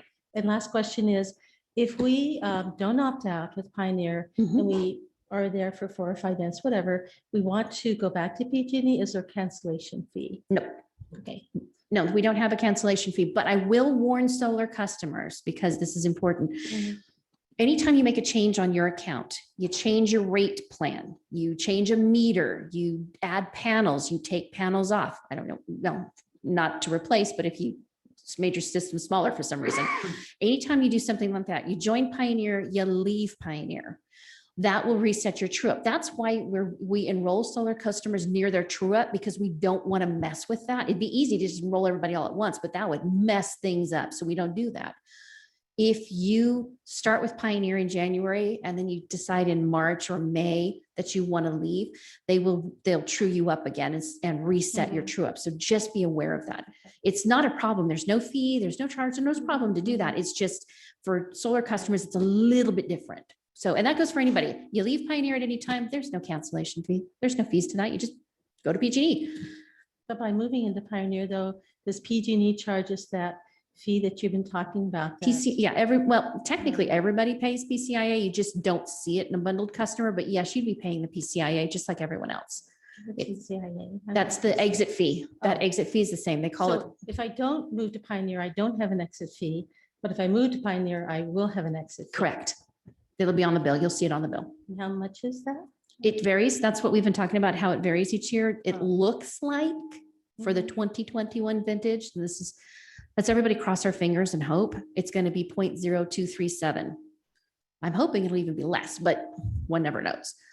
But that's what that would be. It's about 2 cents, 2.3 cents per kilowatt hour For the rest of our use? for just 1 year, and then it will Oh, change for one- again. Yeah, for- and then it for changes 1 year. again. Yeah, the projections are this, like we were talking about, the exit fee is based on previous contracts and a whole bunch of other things. And so it's what PG&E is determined to be the fair share as approved by the Public Utilities Commission. So each year it changes, each year it shifts. 2018, 2019, 2020, it was fine. 2021, not so good. 2022, it's going back to being okay, at least for now. That's the prediction. So that fee is what everyone pays. Who joins a CCA? Now, if you go back to PG&E or you stay with PG&E, you won't see that on your bill. Okay, so Not- at least I won't not be now. charged an exit fee if I don't change my. Yeah, that's correct. But at the same time, you'll have a different rate you'll be paying for the, right. So you'll have a 20 some odd cents rate versus, our rates. And so that's what we were talking about. That one was 11 cents and Oh, I whatever it see. was. Okay. So So the yours is rate is less different. ultimate, yeah. That was the Got sample it. we showed up there. The Okay. piece, the exit fee Got it. plus our rate was still $10 a month cheaper than Got it. just the rate from PG&E. And so that's where we're cautioning you to wait till December, January, so you could get an accurate determination, give us a call and say, okay, what is it looking like?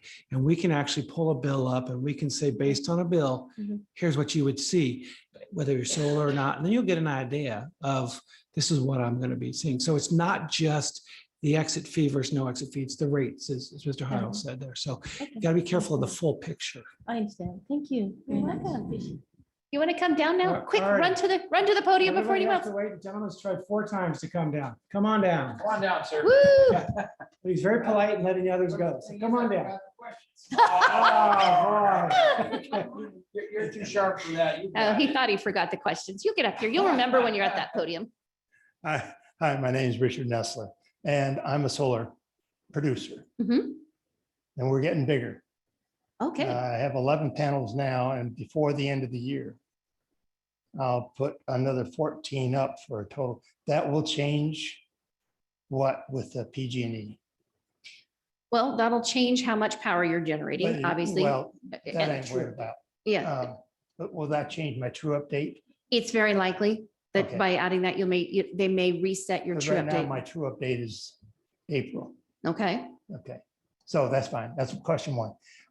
I have been told that as of March, solar panel people need to worry about the NEM 3 coming into, and that they're going to, in 2025, they're going to not grandfather us in anymore. We're all gonna go to NEM Yeah. 3. Okay, so I have not seen that in the proceeding. We're still waiting for the decisions. That was some of the debate that was going on, was specifically that the contracts with customers under NEM 1s and NEM 2s had a certain period of time. And the argument has been that the state doesn't have a right to break those contracts and to force those customers onto a NEM 3 prematurely. So we're waiting to see how that works. The solar folks have been, pushing really hard. New solar could go on to NEM 3. I have not seen a decision That's what saying I'm that's, wondering. I yeah. have old and I'm gonna have new mix. It shouldn't affect, you should not be reset on that. It should stay with whatever your original was, but you Okay. can always check with them to make sure. And like I said, the decision's not been set and final yet. So there's still some stuff being worked out, especially when the biggest issue right there is that customers who got in early, who had the money and the resources to invest in solar, got the breaks, but the customers who were middle income, low income, who are just now being able to afford solar because there are programs that really work, they're going to be receiving less benefit from it than the people who had it before. And so that's been a big battle with the folks who are talking about disadvantaged communities and low income folks. So we're still watching this whole battle. It's not done yet. But One you more. are hearing good rumors, but they In the haven't news, set. in the newspaper, you had, if we overproduced, we got a check for $25 or more. Mm-hmm. If we didn't overproduce, whatever it was would be added on as a credit for next month. If, yeah, if you're a net surplus generator. $25 check. I haven't heard anything about. Okay, so what that is if you have net surplus compensation, which means you generated over 12 months more than you used. Oh, okay. They Then what didn't we say do, over then, 12 yeah, months. and so what we do is trying to generate a check for less than $25 gets No, no, expensive. So that made sense when you said Yeah, 12 months. yeah, Okay. yeah. So that's a true up month. That's a at the end true, of- yeah, it's that's true up that's the at the end of cash the month. out period. All Yeah. right, all Yeah. right, that's great. Any other questions? Oh, yes. When we leave PG&E, Mm-hmm. they still own the meter, Yes, they do. and we're charged $25 a month for that meter, correct? PG&E, that's part of don't their know. charge. There's a fee. There's a There is a fee. customer monthly charge, yes, but Of that's based on the, $25. well, it's based on the number of days in the billing cycle. Okay, That's So right. it kind of fluctuates based on right. what their billing cycle is. And we also have to pay taxes on some of this power, whether it's yours or PG&E's. With- PG&E yeah. taxes, that mine's about $9 to $10 a Yeah. month in taxes. There are several fees, actually. And There's, transmission. yeah, there's the utility fee, which I believe is on the generation. Right. There's the franchise fee, which is actually a charge that is levied as a right-of-way access for PG&E to use the local right-of-ways from the city and the county. So that's that fee. Then there, oh my Lord, there are so many. There's a number of fees that come up. If you look on page 2 of your bill, there's a little Yeah. box and it tells you all the different fees and all the different charges and the taxes. And that is the best one for getting those deciphered. Now I'm it's- going to add you to use, I want you to use your mathematics in your head. Okay, I'm ready. Go. Oh, All right, so we have these fees, which we get charged every month for. Mhm. We have $25, which we're paying for the meter based on the number of days. And we're paying the taxes. Mhm. Now, add all that up for me and tell me how much we're saving by going to Pioneer. we can only talk about the savings with the generation. The rest of that is stuff that's way beyond our control and something we can't stop or end. That's not within ours. That's what I mean. How much are we going to save in a percentage of, if nothing else? PG&E charges so much, even if we're with you folks.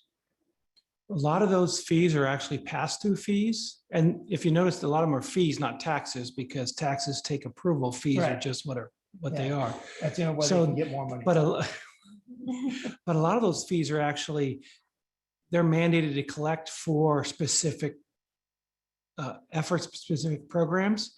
And so our generation, I don't believe we have fees associated with them. So PG&E fees are still going to be their fees. And I would argue that there's probably going to be no change because the KWH that's flowing through your system, a lot of your fees are based on how much KWH your what?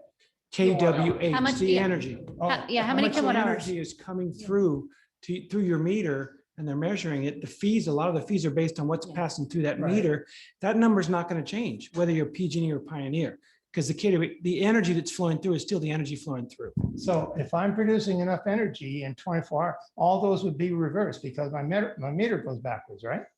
There are certain components of that do, and that's really complicated. And a PG&E solar person is the best person to help you understand how that works on all those features, because that gets really, really complicated. And there's some formulas that go with whether you're putting it on or taking it off. I'm just trying to figure out with all the fees that PG&E keeps on us, regardless of whether we're with you or with them, versus what you're going to be able to save me in using your energy that you produce. Am I really saving anything? So what you'll save is on your generation. You would pay PG&E one rate for generation. You pay us a different. When we were looking at the costs up there on the generation, we were saying, based on what our understanding is with that exit fee, could be $10 on an E1, could be $6 on a time of use. That would be what you'd be saving, but that's only on the generation portion. Everything else that's on that bill is on the PG&E side. Right. So we have nothing to do with that. Our savings is just on the generation. Sorry, that's the only place it is, but it's something which is better than nothing. That savings is per month, right? Yes, sir. Right. And the other thing you got to realize about the generation is this is a snapshot in time, right? So today, Oh, I know, the it's sold on the estimate, market. right. So we got to be careful because again, when you opt out, you're committing for a 12-month period. So One good thing to think about is what's happened over the last 2-3 years. What's the historical rate of rate increases PG&E's had? Because let's say today PG&E was cheaper. That's today right now, but come January 1st, what if it's flipped? And then March, it's again, the gap widens, or maybe it gets closer. I mean, that's unfortunately, again, nobody's going to be able to tell you with certainty what the deal's Well, going to that- be. That part I understand. Yeah. I'm just trying to figure out if there's a dollar amount that I'm going to be, say, I can look forward to, or in percentage, not in dollar amount. Well, with your adding 14 panels, it's going to be very difficult to project that. But if you were to call today with saying, here's what the last couple months I've had for consumption, we can certainly take a look at it based on, again, the snapshot of time today. Okay. But with your 14 panels, your equation is going to change completely. Well, 14 and 11 makes it Well, 23. that's what I mean. Your I'm 14 supposed to be extra. zeroed out. Yeah. You're going to the point of trying to go to net zero, right? Where you pay nothing. You're going to get, that's going to be a big difference. And all those panels, we can't project until you have those panels in and we see how they're producing and you're using. So how that all works. And then we can help you with that part. But until that point, we can only go by what you've done, not by what that looks like in the future. And your solar provider should probably be giving you some projections and we can show you how to track it to verify those. I'm the solar provider. I own Oh. those suckers. So Alexei, isn't the half-cent differential though for the solar production that the Pioneer offers over with PG&E, isn't that something that he's going to see a net benefit from? If he's overproducing? If he's a net surplus generator, yes, you'll get, after 12 months, we'll do a cash out, we'll look back. And if you have generated more with those 23 panels than you used, then you'll be one of those folks who either gets a credit on your bill or you get a check for anything over $25. Okay. That's how it works. So one thing, just to follow up on your solar production and what you expect to produce, you should always ask your vendor, your installing contractor, to provide you with an estimated production. The state of California has a website where they can go in and put in the orientation, the pitch, all the specific specifications of the installation and the panels you're going to use in the inverters. And that'll give you an idea, just an idea. No guarantees, of course, because nothing is, but it's just something to think about when you're trying to do your math. Thank you. Thank you. We got another gentleman coming up.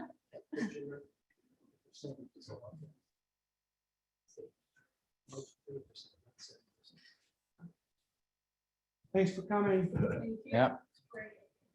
Hi, my name's Dick Nide. I am a solar provider or owner too. Okay. I have 28 panels on my roof.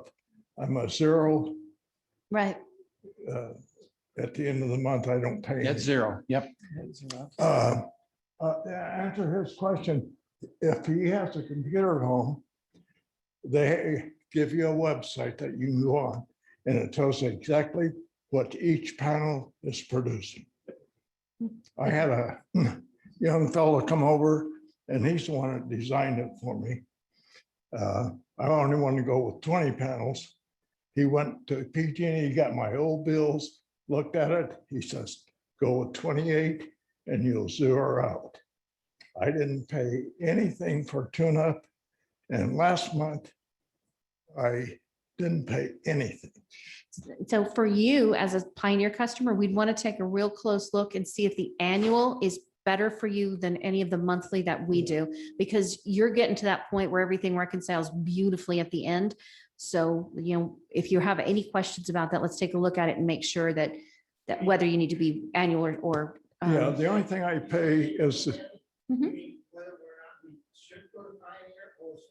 Yeah, we do that. We do that for NEM customers, especially when you're a net zero person. There is a point at which maybe during January or February, you might pay Pioneer, but the rest of the year you've got credits. And then on the annual with PG&E, you pay absolutely nothing. Well, then we really need to look at that, because which is better for you?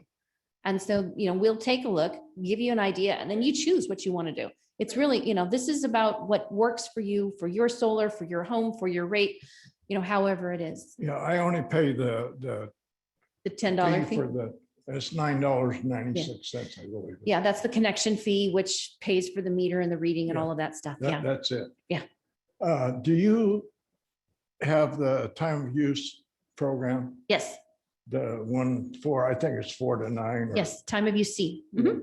That's the one that I am on. Yeah, definitely. Yep, we have that. So we have all the rate schedules that PG&E has. So if there's a certain rate schedule that you want or on, we do have those available. And if you're already on it, you stay on it when you come to Pioneer. Okay, thank you. Thank you. Ooh, we got another question.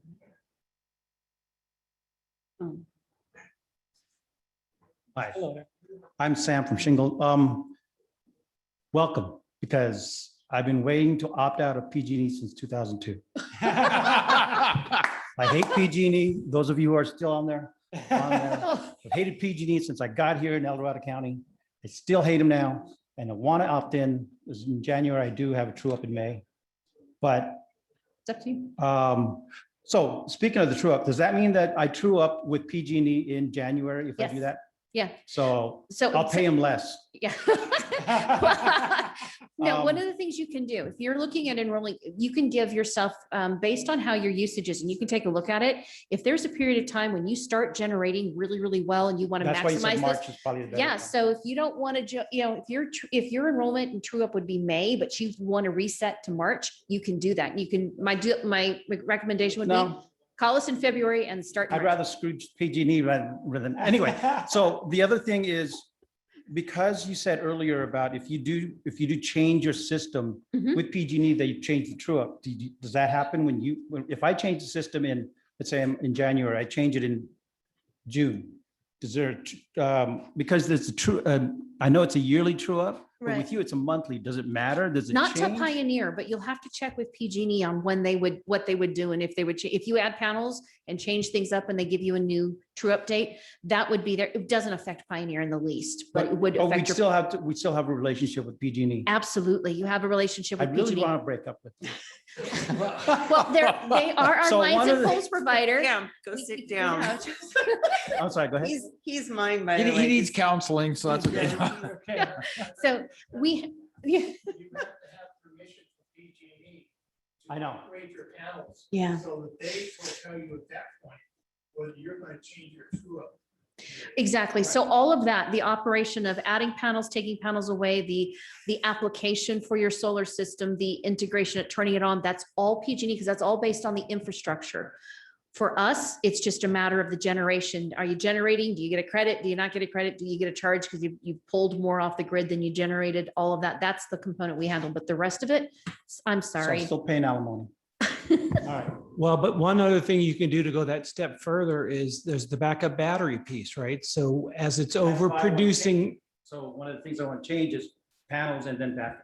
correct. And there's many vendors out there that would be happy to help you get a system. Any other questions? Oh, your question. Okay. We got two of them. Run, who's first? Yes, you go first. Oh.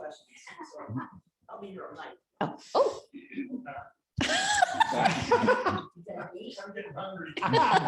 Lucky we have. Ms. Renee, I'm from El Dorado. You? So the exit fee, is that a one-time fee or it's? That fee is something that's leveraged each year. The amount is determined and it's charged each month based on the it's a flat rate that's charged against your kilowatt hours and added to the bill. For a period of time or? Definitely. It's right now, yeah, it's supposed to go down. It's supposed to go away. We keep pushing for it to go away, but right now, no, yeah, we're looking at least 2030. So if we go from PG&E to you, there is, the exit fee applies. The exit fee is Okay. there, yeah. It's on your bill. So and that scares a lot of people when they see it, but Oh, it's. that's fine. So then I did get on the website and it said you could download rates. Okay, that is the rate. Is that the rate comparison? Yep. Yeah, and then, so in every single instance, PG&E is less. Okay, remember we were talking about 2017 and current PCIA rates. Rates as of July 21, 2021. Right, but the PCIA, okay, on your bill, and we're gonna go through this again. When you leave PG&E or your service area says, hey, we're gonna leave PG&E. So these guys decided in 2021, they were good, well, 2020, actually, in 21, we are assigned the 2021 vintage. Those rates are based on the 2017 vintage, which is when Pioneer started and Placer County left. The vintage charge changes with each year. So on your bill, it'll say your 2021, 2020, 2018, whatever it is. You need to go and look at what that rate is. Technically, if we had started serving service here, the 2021 rate was actually not too bad in El Dorado County. What you're seeing is what Placer County was suffering with. It's Placer County is supposed to improve next year. El Dorado County should be good next year. That's what we're crossing our fingers on. But yes, that joint rate comparison there is based on July rates. Now, another thing, July rates, there was a rate increase in October. There'll be another one in January. Those are not reflected there. So wait until you were saying. wait till December. January. Yeah, wait till December because we will know better what the PCIAs is and we can give you a better idea and a sheet on how do I estimate what I may or may not save. And that way you can determine for yourself where you go. Okay, so then one other question. And just to follow up real quick, just once we have those numbers, we'll put something on the website for the folks online, I know those are here, so that you guys can go in and see, okay, what's the current rate? What's the current exit fee? Because PG&E is raising their rates, dropping the PCIA. So the numbers are moving in favor of Pioneer customers both directions. We'll get some updated information as soon as we know what those are, and they'll be on the website. So you guys please come back and check our website when the time, or give us a call. And we can use our county communications, Facebook and Absolutely. Yeah. Nextdoor and those kinds of things to push that information out to you. So Yeah. you don't necessarily have to go to the website if we encourage you to come in and look at the numbers. Yeah. Once they're released, which is early December. No, it's probably later December. I was understanding about mid-December is nominal, but you could be all the way to the end, huh? Yeah, that's the PUC and when PG&E files those papers. Okay. So that's when we usually have an idea, but we also have a how to calculate it. So you won't have to try and figure it out. We actually have a little sheet that says, take this number, this number, this number, and there you go. Okay, so with Pioneer, so I've got tier 1 and tier 2. So then everything with you is going to be just one tier? There's, so you take, what is your kilowatt in total? 50. Oh, both of them together? Yeah, all of them together. I don't know, 1,000 and. Okay, so 90? So what PG&E does is you have base rate, 500, and then they go tier 2, it comes another number, and then there's tier 3 if you go super user. We just take the kilowatts, smash them all together, and it's one rate. Okay, no tiers. It's just generation. Yeah, not a problem. So come on up. I hear you have a list. Okay, you seem to use a lot of PG&E services. Could you let everybody know who you are just for their record? So Bonnie Porter, Fairplay. Okay, thank you. Okay. You seem to be using a lot of PG&E services, you use their lines, you use their poles, you use all of their infrastructure. So you have no infrastructure? No, it's not allowed by law. All is like, you guys are like a midway point. It's like power's generated here, comes through Parkview, and the rest of it goes, PG&E uses what they need, you're second, right? No, we actually, the infrastructure by law, we cannot take control of. What we do is we go out and there's a generator over here. We make a contract with that generator and say, we need 1 megawatt of power. They put that megawatt of power on the grid at their connection point. Now, are they in PG&E territory? They're further down. Are they coming from the north? Wherever they're at, they put the power. PG&E's lines though. PG&E lines, it comes in the entire grid. So if everybody thinks they're getting away from PG&E is a joke because you're not getting away from PG&E. You still have PG&E as your lines and poles provider, and that is where they make their money. And that is part of why we can only do generation, because it's not appropriate to take away from a company where their profit margin is. So when the state in 1977 put in conservation programs, they separated where profit could be made from lines and poles and generation because they wanted people to conserve, but it wasn't fair to the companies to force them to reduce consumption on what they were making profit. So it went, your profit can be on your lines and poles. That's where it stays. And so, yes, we use their infrastructure. So. That's today's ruling, CPUC. There have been, CCAs have been applying for buyout provisions through the CPUC. Yeah. And if they ever turn that corner and decide to set a price, yeah, that could all change, but that's an if, right? A big if. Yeah, YOLO tried to buy it out and PG&E refused them. Nevada Irrigation District tried to make an offer and they were refused. San Francisco's been trying to sue for municipalization and they haven't been successful. So it is very, very hard to take over the lines and poles from a private company. That's what that is their infrastructure. We buy the power and from wherever place it goes into the grid and it comes through. The grid is interconnected throughout California. So there are points where power is flowing Grid up is and down. interconnected nationwide. Yeah. There's a grid that covers the whole country. Right. But the portion in California is handled by the California Independent Systems Operator. CalISO. And for wherever our power comes Awesome. in, it comes into it and it moves around the grid. So yes, we use the infrastructure. There are all kinds of components with fees and things for moving power around, but we buy our power. There is no middleman. We're buying it. We put it directly on the grid and it comes to our customers. So CalISO in the middle of the summer, we started having brownouts. CalISO says, you know what, we're dropping you. They can't drop us. Why can't they? They can't drop, that's the reasons. Why can't they? They can drop PG&E. PG&E has to shut down instead of the brownouts and burning everybody's electronics up. Okay, what CalISO controls all of it. Right. You're What not, you're not independent. Okay, when CalISO is doing the brownouts and moving power, that means there's not enough power on the grid. There's not enough capacity. So what CalISO does is CalISO will come up and say, okay, I don't have production over here. Pioneer, you've got a contract that you had to put in place by law to make sure there's plenty of power. I need you to activate yours. Roseville Electric, activate yours. So-and-so, activate yours. And we get power back onto the grid. What happened this past summer was that multiple providers went down and the power wasn't there. It couldn't be accessed.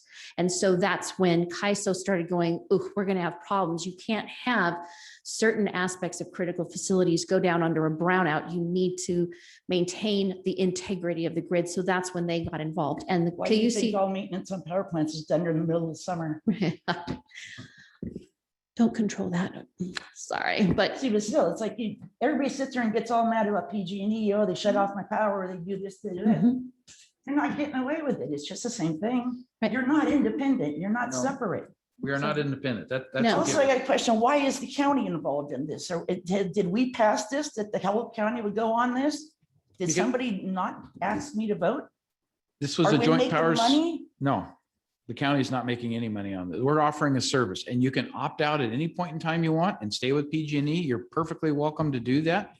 The county is part of the JPA. So we joined the joint powers agreement that was in existence with Placer County and the cities in Placer County. So now El Dorado County and the city of Placerville have the opportunity for the residents to decide, I want to get my electrical power supply from a different entity other than a community-based entity other than PG&E. But all the infrastructure and everything there is still PG&E's. That's why the major charges are going to continue to come from PG&E.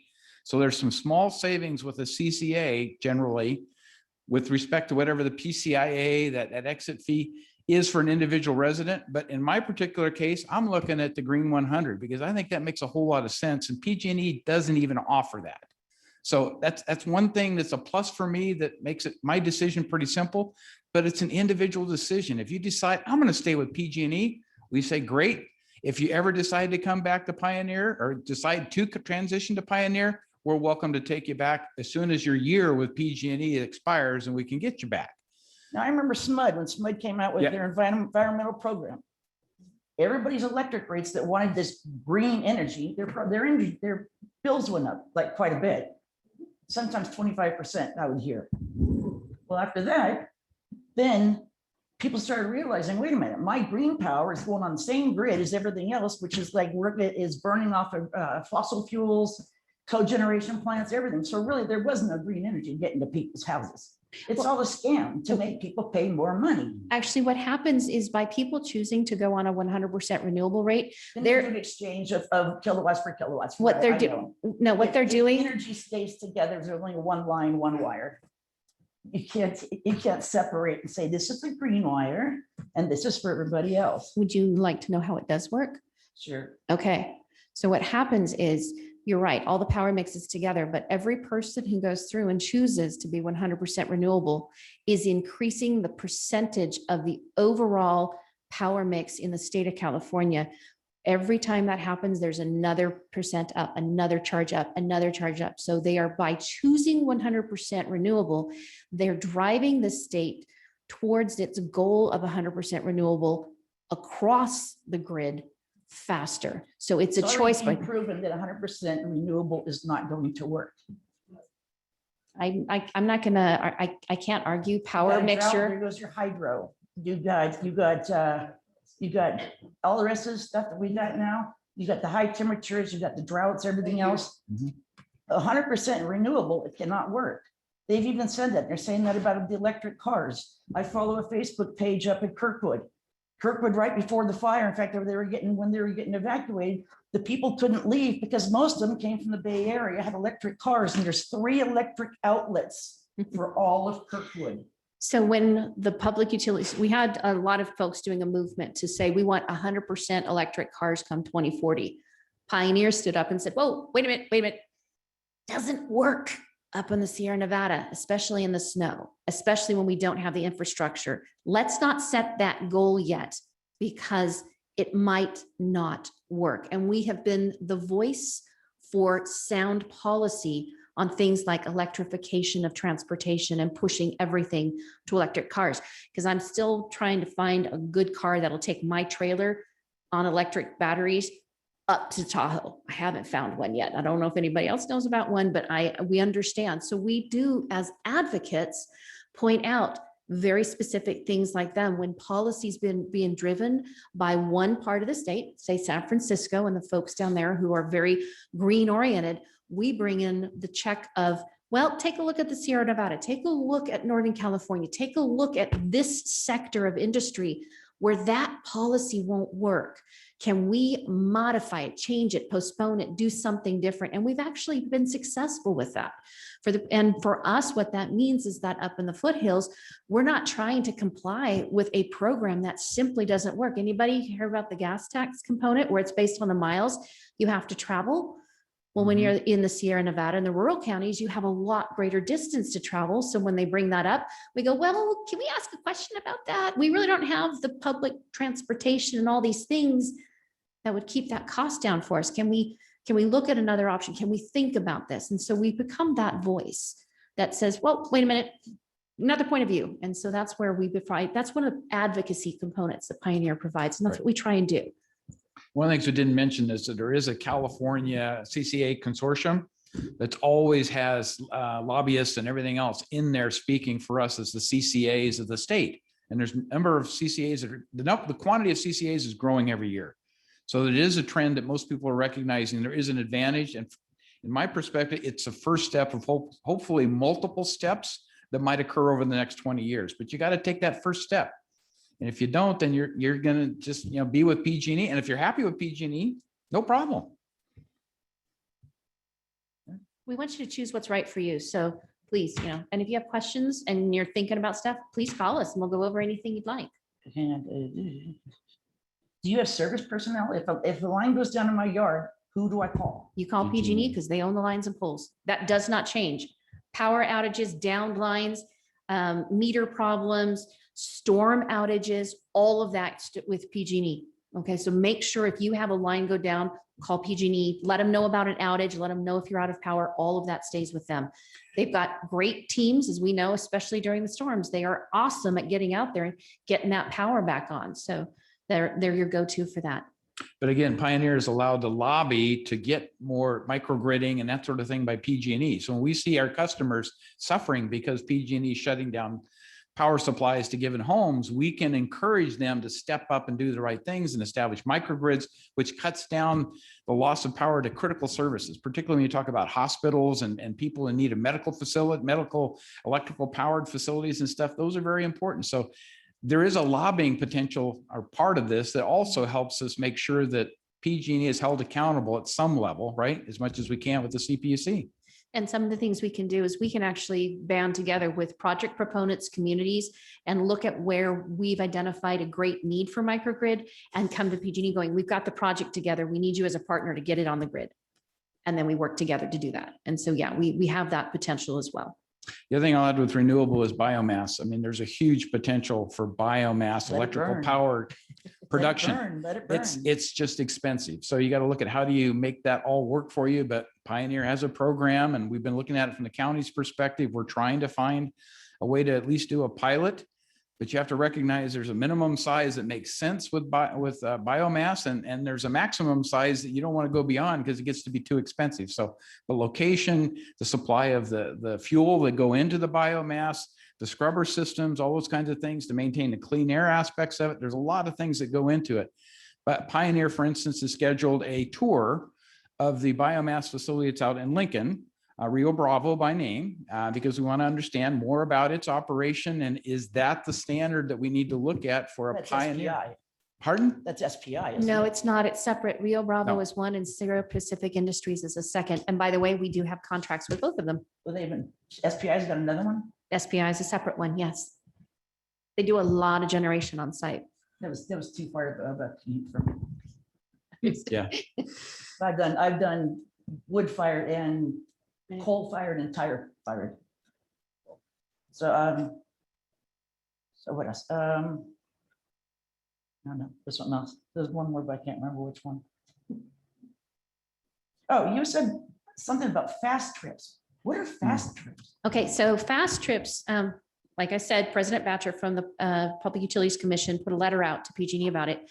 Fast trips, PG&E has put special sensors along the lines so that if something happens in the line and we don't understand exactly this technology, is it an arc? Is it an ampage issue? What triggers it? It triggers and that circuit automatically turns off. Yeah, And it's a Either drop or a right. spike. Yeah, It it's- senses both. Right, and it's something set up to immediately turn off the line to prevent fire. It's similar to GFI in your home circuit, right? Something So- goes out, you get an artificial ground or whatever, and it shuts everything down. Then you gotta Right. go reset it. So this Like- program, like your right. fuse outside. Yes. So they're called fast trips. They work just like PSPS because they're during the fire season, they turn power off to prevent fire, but because they happen automatically without notice, it's causing a lot of issues. We weren't aware of this program. Batchers brought it up as the president of the commission and said, I want to see what's going on. I want you to look at this. PG&E is working on calibrating them so that they're not quite as sensitive. Some of the trips may not have been as necessary as others. So there's a lot of work being done around these. We had not been aware of them. Now that we're aware of them, because we were asking, hey, there's outages going on, what's happening? Couldn't get any information. Well, now that there's light on what this is, it's like, okay, great. What is this? How does it work? What are your criteria? What's your reporting? What circuits are being tripped all the time? And is there a way to stop them from being tripped? So those are the kinds of things that we'll be looking at the same way we looked at PSPS events. And one more, what about the PG&E lawsuits and the raises and all of our charges and everything? Aren't you guys gonna be following that right up also because you're getting your power from them anyways? We don't get our power from PG&E unless we have a specific contract. We go onto the market just like everyone else. And PG&E. PG&E owns some of its generation, like Diablo and some of its plants. But Calpine owns the geysers, which is a geothermal production out of someone. Yeah. So you've got that. Placer County Water Agency has the Middle Fork project, which is hydroelectric, El Dorado Irrigation District, Nevada Irrigation District. They both have hydro projects. So we actually go out onto the market and there are different providers, Nextera, Shell, Ramco. There are several different providers for different types of electricity. So we're in the market looking at different ones, solar providers, wind providers, biomass providers. Rio Bravo is its own company. So all of those different ones, we even have a contract with Sierra Pacific Industries. Remember, we said we buy local where we can, we do. All of those guys are in the market and we match up our needs, our load, and our desire for a certain price with what's being offered. So that's how we pull that all together. It's not directly from PG&E. Yeah, but to your point on the lawsuits and, they say so much is going to go to the ratepayers and so much is going to go, well, not ours. We as residents in California, Northern California, pay transmission distribution to PG&E if you're in PG&E service territory. As we talked about, that's not going to go away. So when they determine they're going to pass on X amount of dollars to the ratepayers, which all of us are, whether you're a Pioneer customer or not, we pay rates to PG&E. They then have to go to the PUC and say, here's how we're going to apply this to our rates. If it's on the generation side, a Pioneer customer is not going to pay that. But if it's on the transmission and distribution, everyone's going to pay it. So, I mean, we don't, that's, they have to figure that out with the PUC. And in the 2019 public safety power shutoffs, everybody remember that summer where we were off all the time, long periods of time. Well, the Public Utilities Commission investigated, determined that some things were done very wrong and assigned penalties to PG&E. Those were returned to ratepayers because all customers suffered. The return, that rebate, that refund was applied on transmission distribution to ensure everyone, whether they were a CCA customer or a PG&E customer, got the same refund because they were all equally impacted. So that's how those kinds of things work. So there are ways that it's applied to all. And then if it's on a generation charge, that is just a PG&E customer. Those don't affect us. Everybody on the first of January, everybody switches over to you guys? If they've chosen to, if they Do choose we to, have to choose to opt Yeah. in, or do we have to choose to opt? you take out? the action of saying, I don't want to participate. You just call us. Everybody's in, and then you've got to physically opt yourself Yeah, out. you So can- This is kind of like the back when they broke up into all the baby bells. And Exactly. this happened to everybody. Yeah. That all of a sudden you had phone calls from people and they were switching your long distance was whatever. and Pretty soon you were paying long distance Right. to Beirut. All of this is actually part of the law. Remember this? Yeah, Remember that? actually, I do. I do. 80s and 90s? Yeah. All of a sudden you get your phone bill and you look at it, $1,000 and you're going, I haven't called anybody. And they say, yeah, well, because the few calls you had, your carrier, your long distance carrier swiped in there and took you, and all your calls went to Beirut or some other Yeah. third world country. It- And it was a fight to get it stopped. Right. So with this one, the state went through and created it as an opt-out program because in order to buy power, you need to have a certain amount of load. So this was the opt-out process. What they wanted is you get in there. That's why we have to start sending you notices at least 2 months in advance. So you have plenty of time. If you are absolutely against it, you can say no in November, no in December. If you forget and you miss the holidays, you just, ooh, I didn't do it. You can do it in January and February and March. And for any time after that, you can always say, I want out. I think in about February, you're gonna start having a whole lot of older people, especially that look at their bill finally, and they're gonna kind of go, who is this company? So it doesn't get ready for a lot of phone calls, because that's when they're gonna, after Christmas is over, then you're gonna go, oh, Yeah. what is this? We My still, mom yeah, was we like have that. Yeah, we still have that happen in Placer County. Well, So that's why, we're gonna mail out 4 notices. So hopefully over that period of time, a percentage drops, but we have people 3 years later that go, I didn't know I was Pioneer. What is this? So if it's February, that's awesome. If it's only February, that's great. The thing that's wonderful about people that don't even notice it till January and February is the real rates are gonna be there. So you're gonna know hard numbers that are gonna tell you how much you're gonna save. And so there won't be a guesswork there. It'll be just, again, but it'll be a snapshot in time as of February, here's my savings. So, but yeah, we fully expect that. And we have people opt out that go, I didn't even know who these people were, so I'm out. And Right. See, that's what happened to us with the phone thing. That was crazy. Yeah. My mom and dad were getting switched sometimes 2 times a week. Yeah. But your billing's going to stay with PG&E. It's just going to be a couple of different line entries with Pioneer. all of a but sudden it'll be It'll look like a the same on the envelope, right? Yeah, oh, it will. Good luck to you. Thank you. Thank you. Any other questions? Oh, okay, another question, go ahead. Well, Yeah. but the people online need to hear you. Yeah, So we need to get your voice on. I'm Joseph Sloan. Just live right across the way. You guys actually pretty much answered every question I wanted. I love it. Good. But I felt like I at least wanted to say thanks for coming out and explaining everything. Well, you're welcome. We've been, my wife grew up here. We've both lived here for a few years, raising our daughter here. I also work in solar, and I thought it would be proper for me to come here and learn what this meant for my clients and stuff. So one of the things we'll ask you, because we hear this a lot with solar providers, Yeah. is they get us somebody who goes, oh, I want to go solar, and they buy solar, and they say, oh, you got to opt out of Pioneer. Actually, they don't. It is very important for them to know they don't have to opt out, but there is going to be a difference in their billing. Yeah. And so sometimes that's the confusing part. We've had folks call up and we explain the difference and let them know, if you don't mind having that monthly component with Pioneer and an annual with PG&E, that works. And then others go, no, I just want to do the annual. Perfectly fine. What we don't want to hear is we've had folks say Pioneer doesn't work with solar. We actually do, and we do quite well. No, I So- actually really appreciate that because, I've run into a lot of people that have called me up that are in Placer County and they already had solar and they were saying, I'm getting this big true up. And then I start looking and I go, and well, you're getting billed monthly for this too. So we'll get you to zero and opt you out. And honestly, I think I would feel differently having listened to you.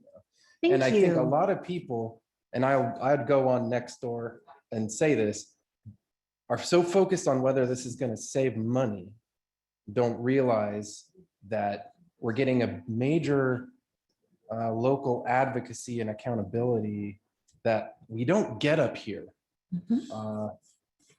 Up in the foothills, we don't get a lot of attention and focus. And I know back in 2019, we had an infant baby and we were way up Bucks Bar and our power was out for 13 days. And I could try and call PG&E and find out what was going on. And they would tell us, well, we're going to turn some power back on, but you guys up there, we're not even turning you on in between because there's another one coming. And see, that was something we went through and we battled hugely. We pointed out that the reports that were being provided of the average outage and the majority of people returned, we provided huge amounts of documentation showing the people in the Sierra Nevada were out 10, 12, 14 days. And the PUC, we knew we made a difference when the president of the Public Utilities Commission was quoting our stats, our people, and our impact. And we know she's going to make a difference now, because otherwise that never would have gotten up there and they would have gone, oh, they're just out for 24 hours. Not in Forest Hill, not in Georgetown. So yeah, we made some difference there. Not Pleasant Valley. Not Pleasant Valley. Yeah, and I think an important thing, because I live up in Nevada County and I've been out 7 days, so I fully get what you're talking about there. Is one of the nice things is, unfortunately, PG&E, it's very difficult to get a body that's actually knowledgeable, that's going to be able to help you out. Pioneer, you could call us, even though the poles and wires are PG&E's. We know who to call, and trust me, Alexia gets on it and they want to take care of it to get rid of her, because she's not going to release them till the problem's solved. So that's one of the benefits. Even if you're not a Pioneer customer, but your community is, we're going to advocate for the community. We want you to be on our side and be a customer of ours. But we're not advocating for your house and don't care about that guy's house. We're advocating for the area, for our customers as a whole, because you're absolutely right. A Bay Area based organization, their board of directors live all over the country. I mean, we're in Rockland, and I call the Rockland people, they're at the end, right? We go all the way up into the foothills. And I know the further you get up the foothills, the more challenging it is to work with PG&E, because it's, as we talked about, they're miles apart from each other. And I was at the end of a line as an example, and they're like, you're one customer, I got to take care of 1,000 over here. So, but if you're one customer and you call us up, we're still going to try to figure it out. Now, we're not going to go out, you don't want to see me on a pole fixing wires, but we're going to make the phone calls to get answers for you. We may not tell you it's going to be turned on tomorrow, but we're going to give you an answer. And that's where we come into play to help support and represent our customers. So for those folks who do stay with PG&E, what ends up happening is our advocacy, it actually benefits everybody. It doesn't matter who you belong to. We end up through our advocacy representing the Sierra Nevada and the foothills and our issues, and it makes a difference for all ratepayers. There have been points where we pointed out, just as an example, in one proceeding, we had one of our experts point out that, wow, there was a recording of, only $220,000 brought in. Need to go through and raise rates to recover that. And we went, you're missing some zeros. That was 220 million. It resulted in a refund. It was an issue that we caught with our experts, and it got solved, and it changed it for all ratepayers. We don't go through and advocate just for Pioneer. We advocate for ratepayers because anybody who's in our service area could be one of our customers at some point. So we make sure to make a difference for everybody. Thank you. And my one tiny little question that was left, because I want to be able to answer this correctly when people ask me. PG&E, like Darth Vader, they like to alter the deal any chance they get. Little things can trigger. You were in NEM1, now you got 2 batteries and we're putting you on NEM2, and now we got NEM3 coming. Does changing back and forth between Pioneer and PG&E for the generation have any impact on No. signed NEM agreements? Whatever you are is, it stays that way. You should not have any, the grandfathering, all of it stays in place. Going back and forth with the CCA for generation is not an issue. If you're a direct access customer, it doesn't change your vintage. You can actually come to Pioneer with a 2009 vintage if you were a direct access customer, that you can move around without a penalty on that. What changes it is infrastructure issues, panels, new meters, rate schedules, all of that stuff can trigger a true up, could, depending on what PG&E is doing and what's been authorized by the Public Utilities Commission, because sometimes PG&E is at their mercy and is doing things because they've been ordered to. So it's a matter of watching that. So. Thank you so much. You're welcome. I have something. Oh, wait, can you speak from up there? Are you allowed to? No, I'm just kidding. Go I ahead. can. I've We been won't here make you since come 9. down. I'm We going won't make to. you come down. We're going on 12 hours, guys. Yeah. My husband brought me dinner. He's a saint. I've been heavily involved in the whole fast trip switch situation. My constituents were hit hard by it. And we actually, I got people to go on to the CPUC meeting. My representative asked me to get people on there.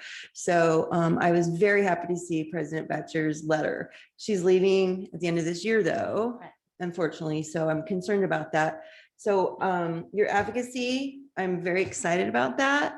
And I guess what I'm wanting to know is, so will I be giving people Pioneer's phone number in the future to call? Because they've been so frustrated with trying to get a hold of PG&E. We can't get a person. And I can share with you, if you guys want to know what's been going on, I have Facebook threads, I have recordings, I have letters. You want to know what's going on, I can help you. Actually, we could use that because we have a letter going back to Batcher and supporting that and demanding some extra things. Yes. And the coalition that I work with for public safety power shutoffs has now flagged this because there are other communities where Yes. the CCAs are, and they're like, wait a minute, that's what was going on? Yes. The communication was poor. They didn't communicate with emergency services groups, social services groups. Correct. Everything they went through and were told under PSPS de-energization, under the wildfire mitigation plans, under the safety culture, under the probation with the feds on their bankruptcy. It was like none of it existed and fast trips just started under the Yes. radar. So yeah, We got had to, no notice, all of a sudden. yeah, we're starting a It movement was again. awful. So yeah, I would love your documentation because Yes. those kinds of things really help us nail it down and elevate it in the eyes of the Public Utilities Commission. And RCRC. are you Oh, we familiar? work closely with Okay, so John RCRC. Kennedy he and Definitely. I were on speed dial because this was so awful. Santa Cruz County was hit hard, Tuolumne. Yeah. I mean, it was just awful. the Placer way they County did was it. hit hard. I mean, the whole town of Forest Hill was up and down constantly. So yeah, we've had a lot of folks. Okay, Yeah. so this will be great. I'm really looking forward to this part. Absolutely. Thank you. So, Thank you. And the documentation will be great because that's the one thing I'm always trying to grab. So awesome. okay. So is there any more questions or are we good? Okay, just real quick before we close, just a couple things. One is just a request. We know social media out there is fast and furious and it goes like wildfire around our communities. And the one thing I would caution the folks listening online and here is, is I've seen a lot of the threads and a lot of the stuff coming out about Pioneer versus PG&E, et cetera. And unfortunately, there's some people that are making statements that quite frankly, they may or may not know. And it's not that I'm saying don't make those comments, but one of the things that I've always advised people to say is, hey, the best thing to do is pick the phone up and call. And it's like, it's like I always tell my kids when they were younger, just because it's on the internet doesn't mean it's fact, right? We always joke about that, but that's reality. And so I've seen some comments where people say, hey, unless you've attended a meeting or unless you've called up Pioneer, be careful on your statements. Because unfortunately, we've come across websites that don't have actual factual information or maybe confused or misleading. And it's not intentional necessarily. It's just an error that somebody's made. And then it runs like wildfire. So I would just ask that maybe you just call the office and we will be happy to help you understand the impacts to you. And the evaluation of does this work for a business versus a residential versus an apartment, it's all unique. So be careful when you're listening to others their situation and their rates may be different than yours. So just take that into account. And then the last thing is, I really want to thank John and Lori. You guys have been here. They got here at 9 a.m. people for a meeting. So I know they're tired and sore. So I greatly appreciate their supporting of the community, and you guys are awesome to work with. I appreciate it. And then if anybody's out there who has another organization that you decide that you'd like to see it come a presentation, please get a hold of us. You can reach us through the Pioneer Community Energy website. You can do customer service, you can call, you can email, and they'll get it to us and we can set something up if that's what you'd like. We are out here for the specific purpose to answer your questions. So thanks. All right. We're done. So Thank you. Thank you for your thank you all attendance. very much. Kim's gonna log off. Can't, okay, so Kim's gonna do it? Okay. I was gonna ask about the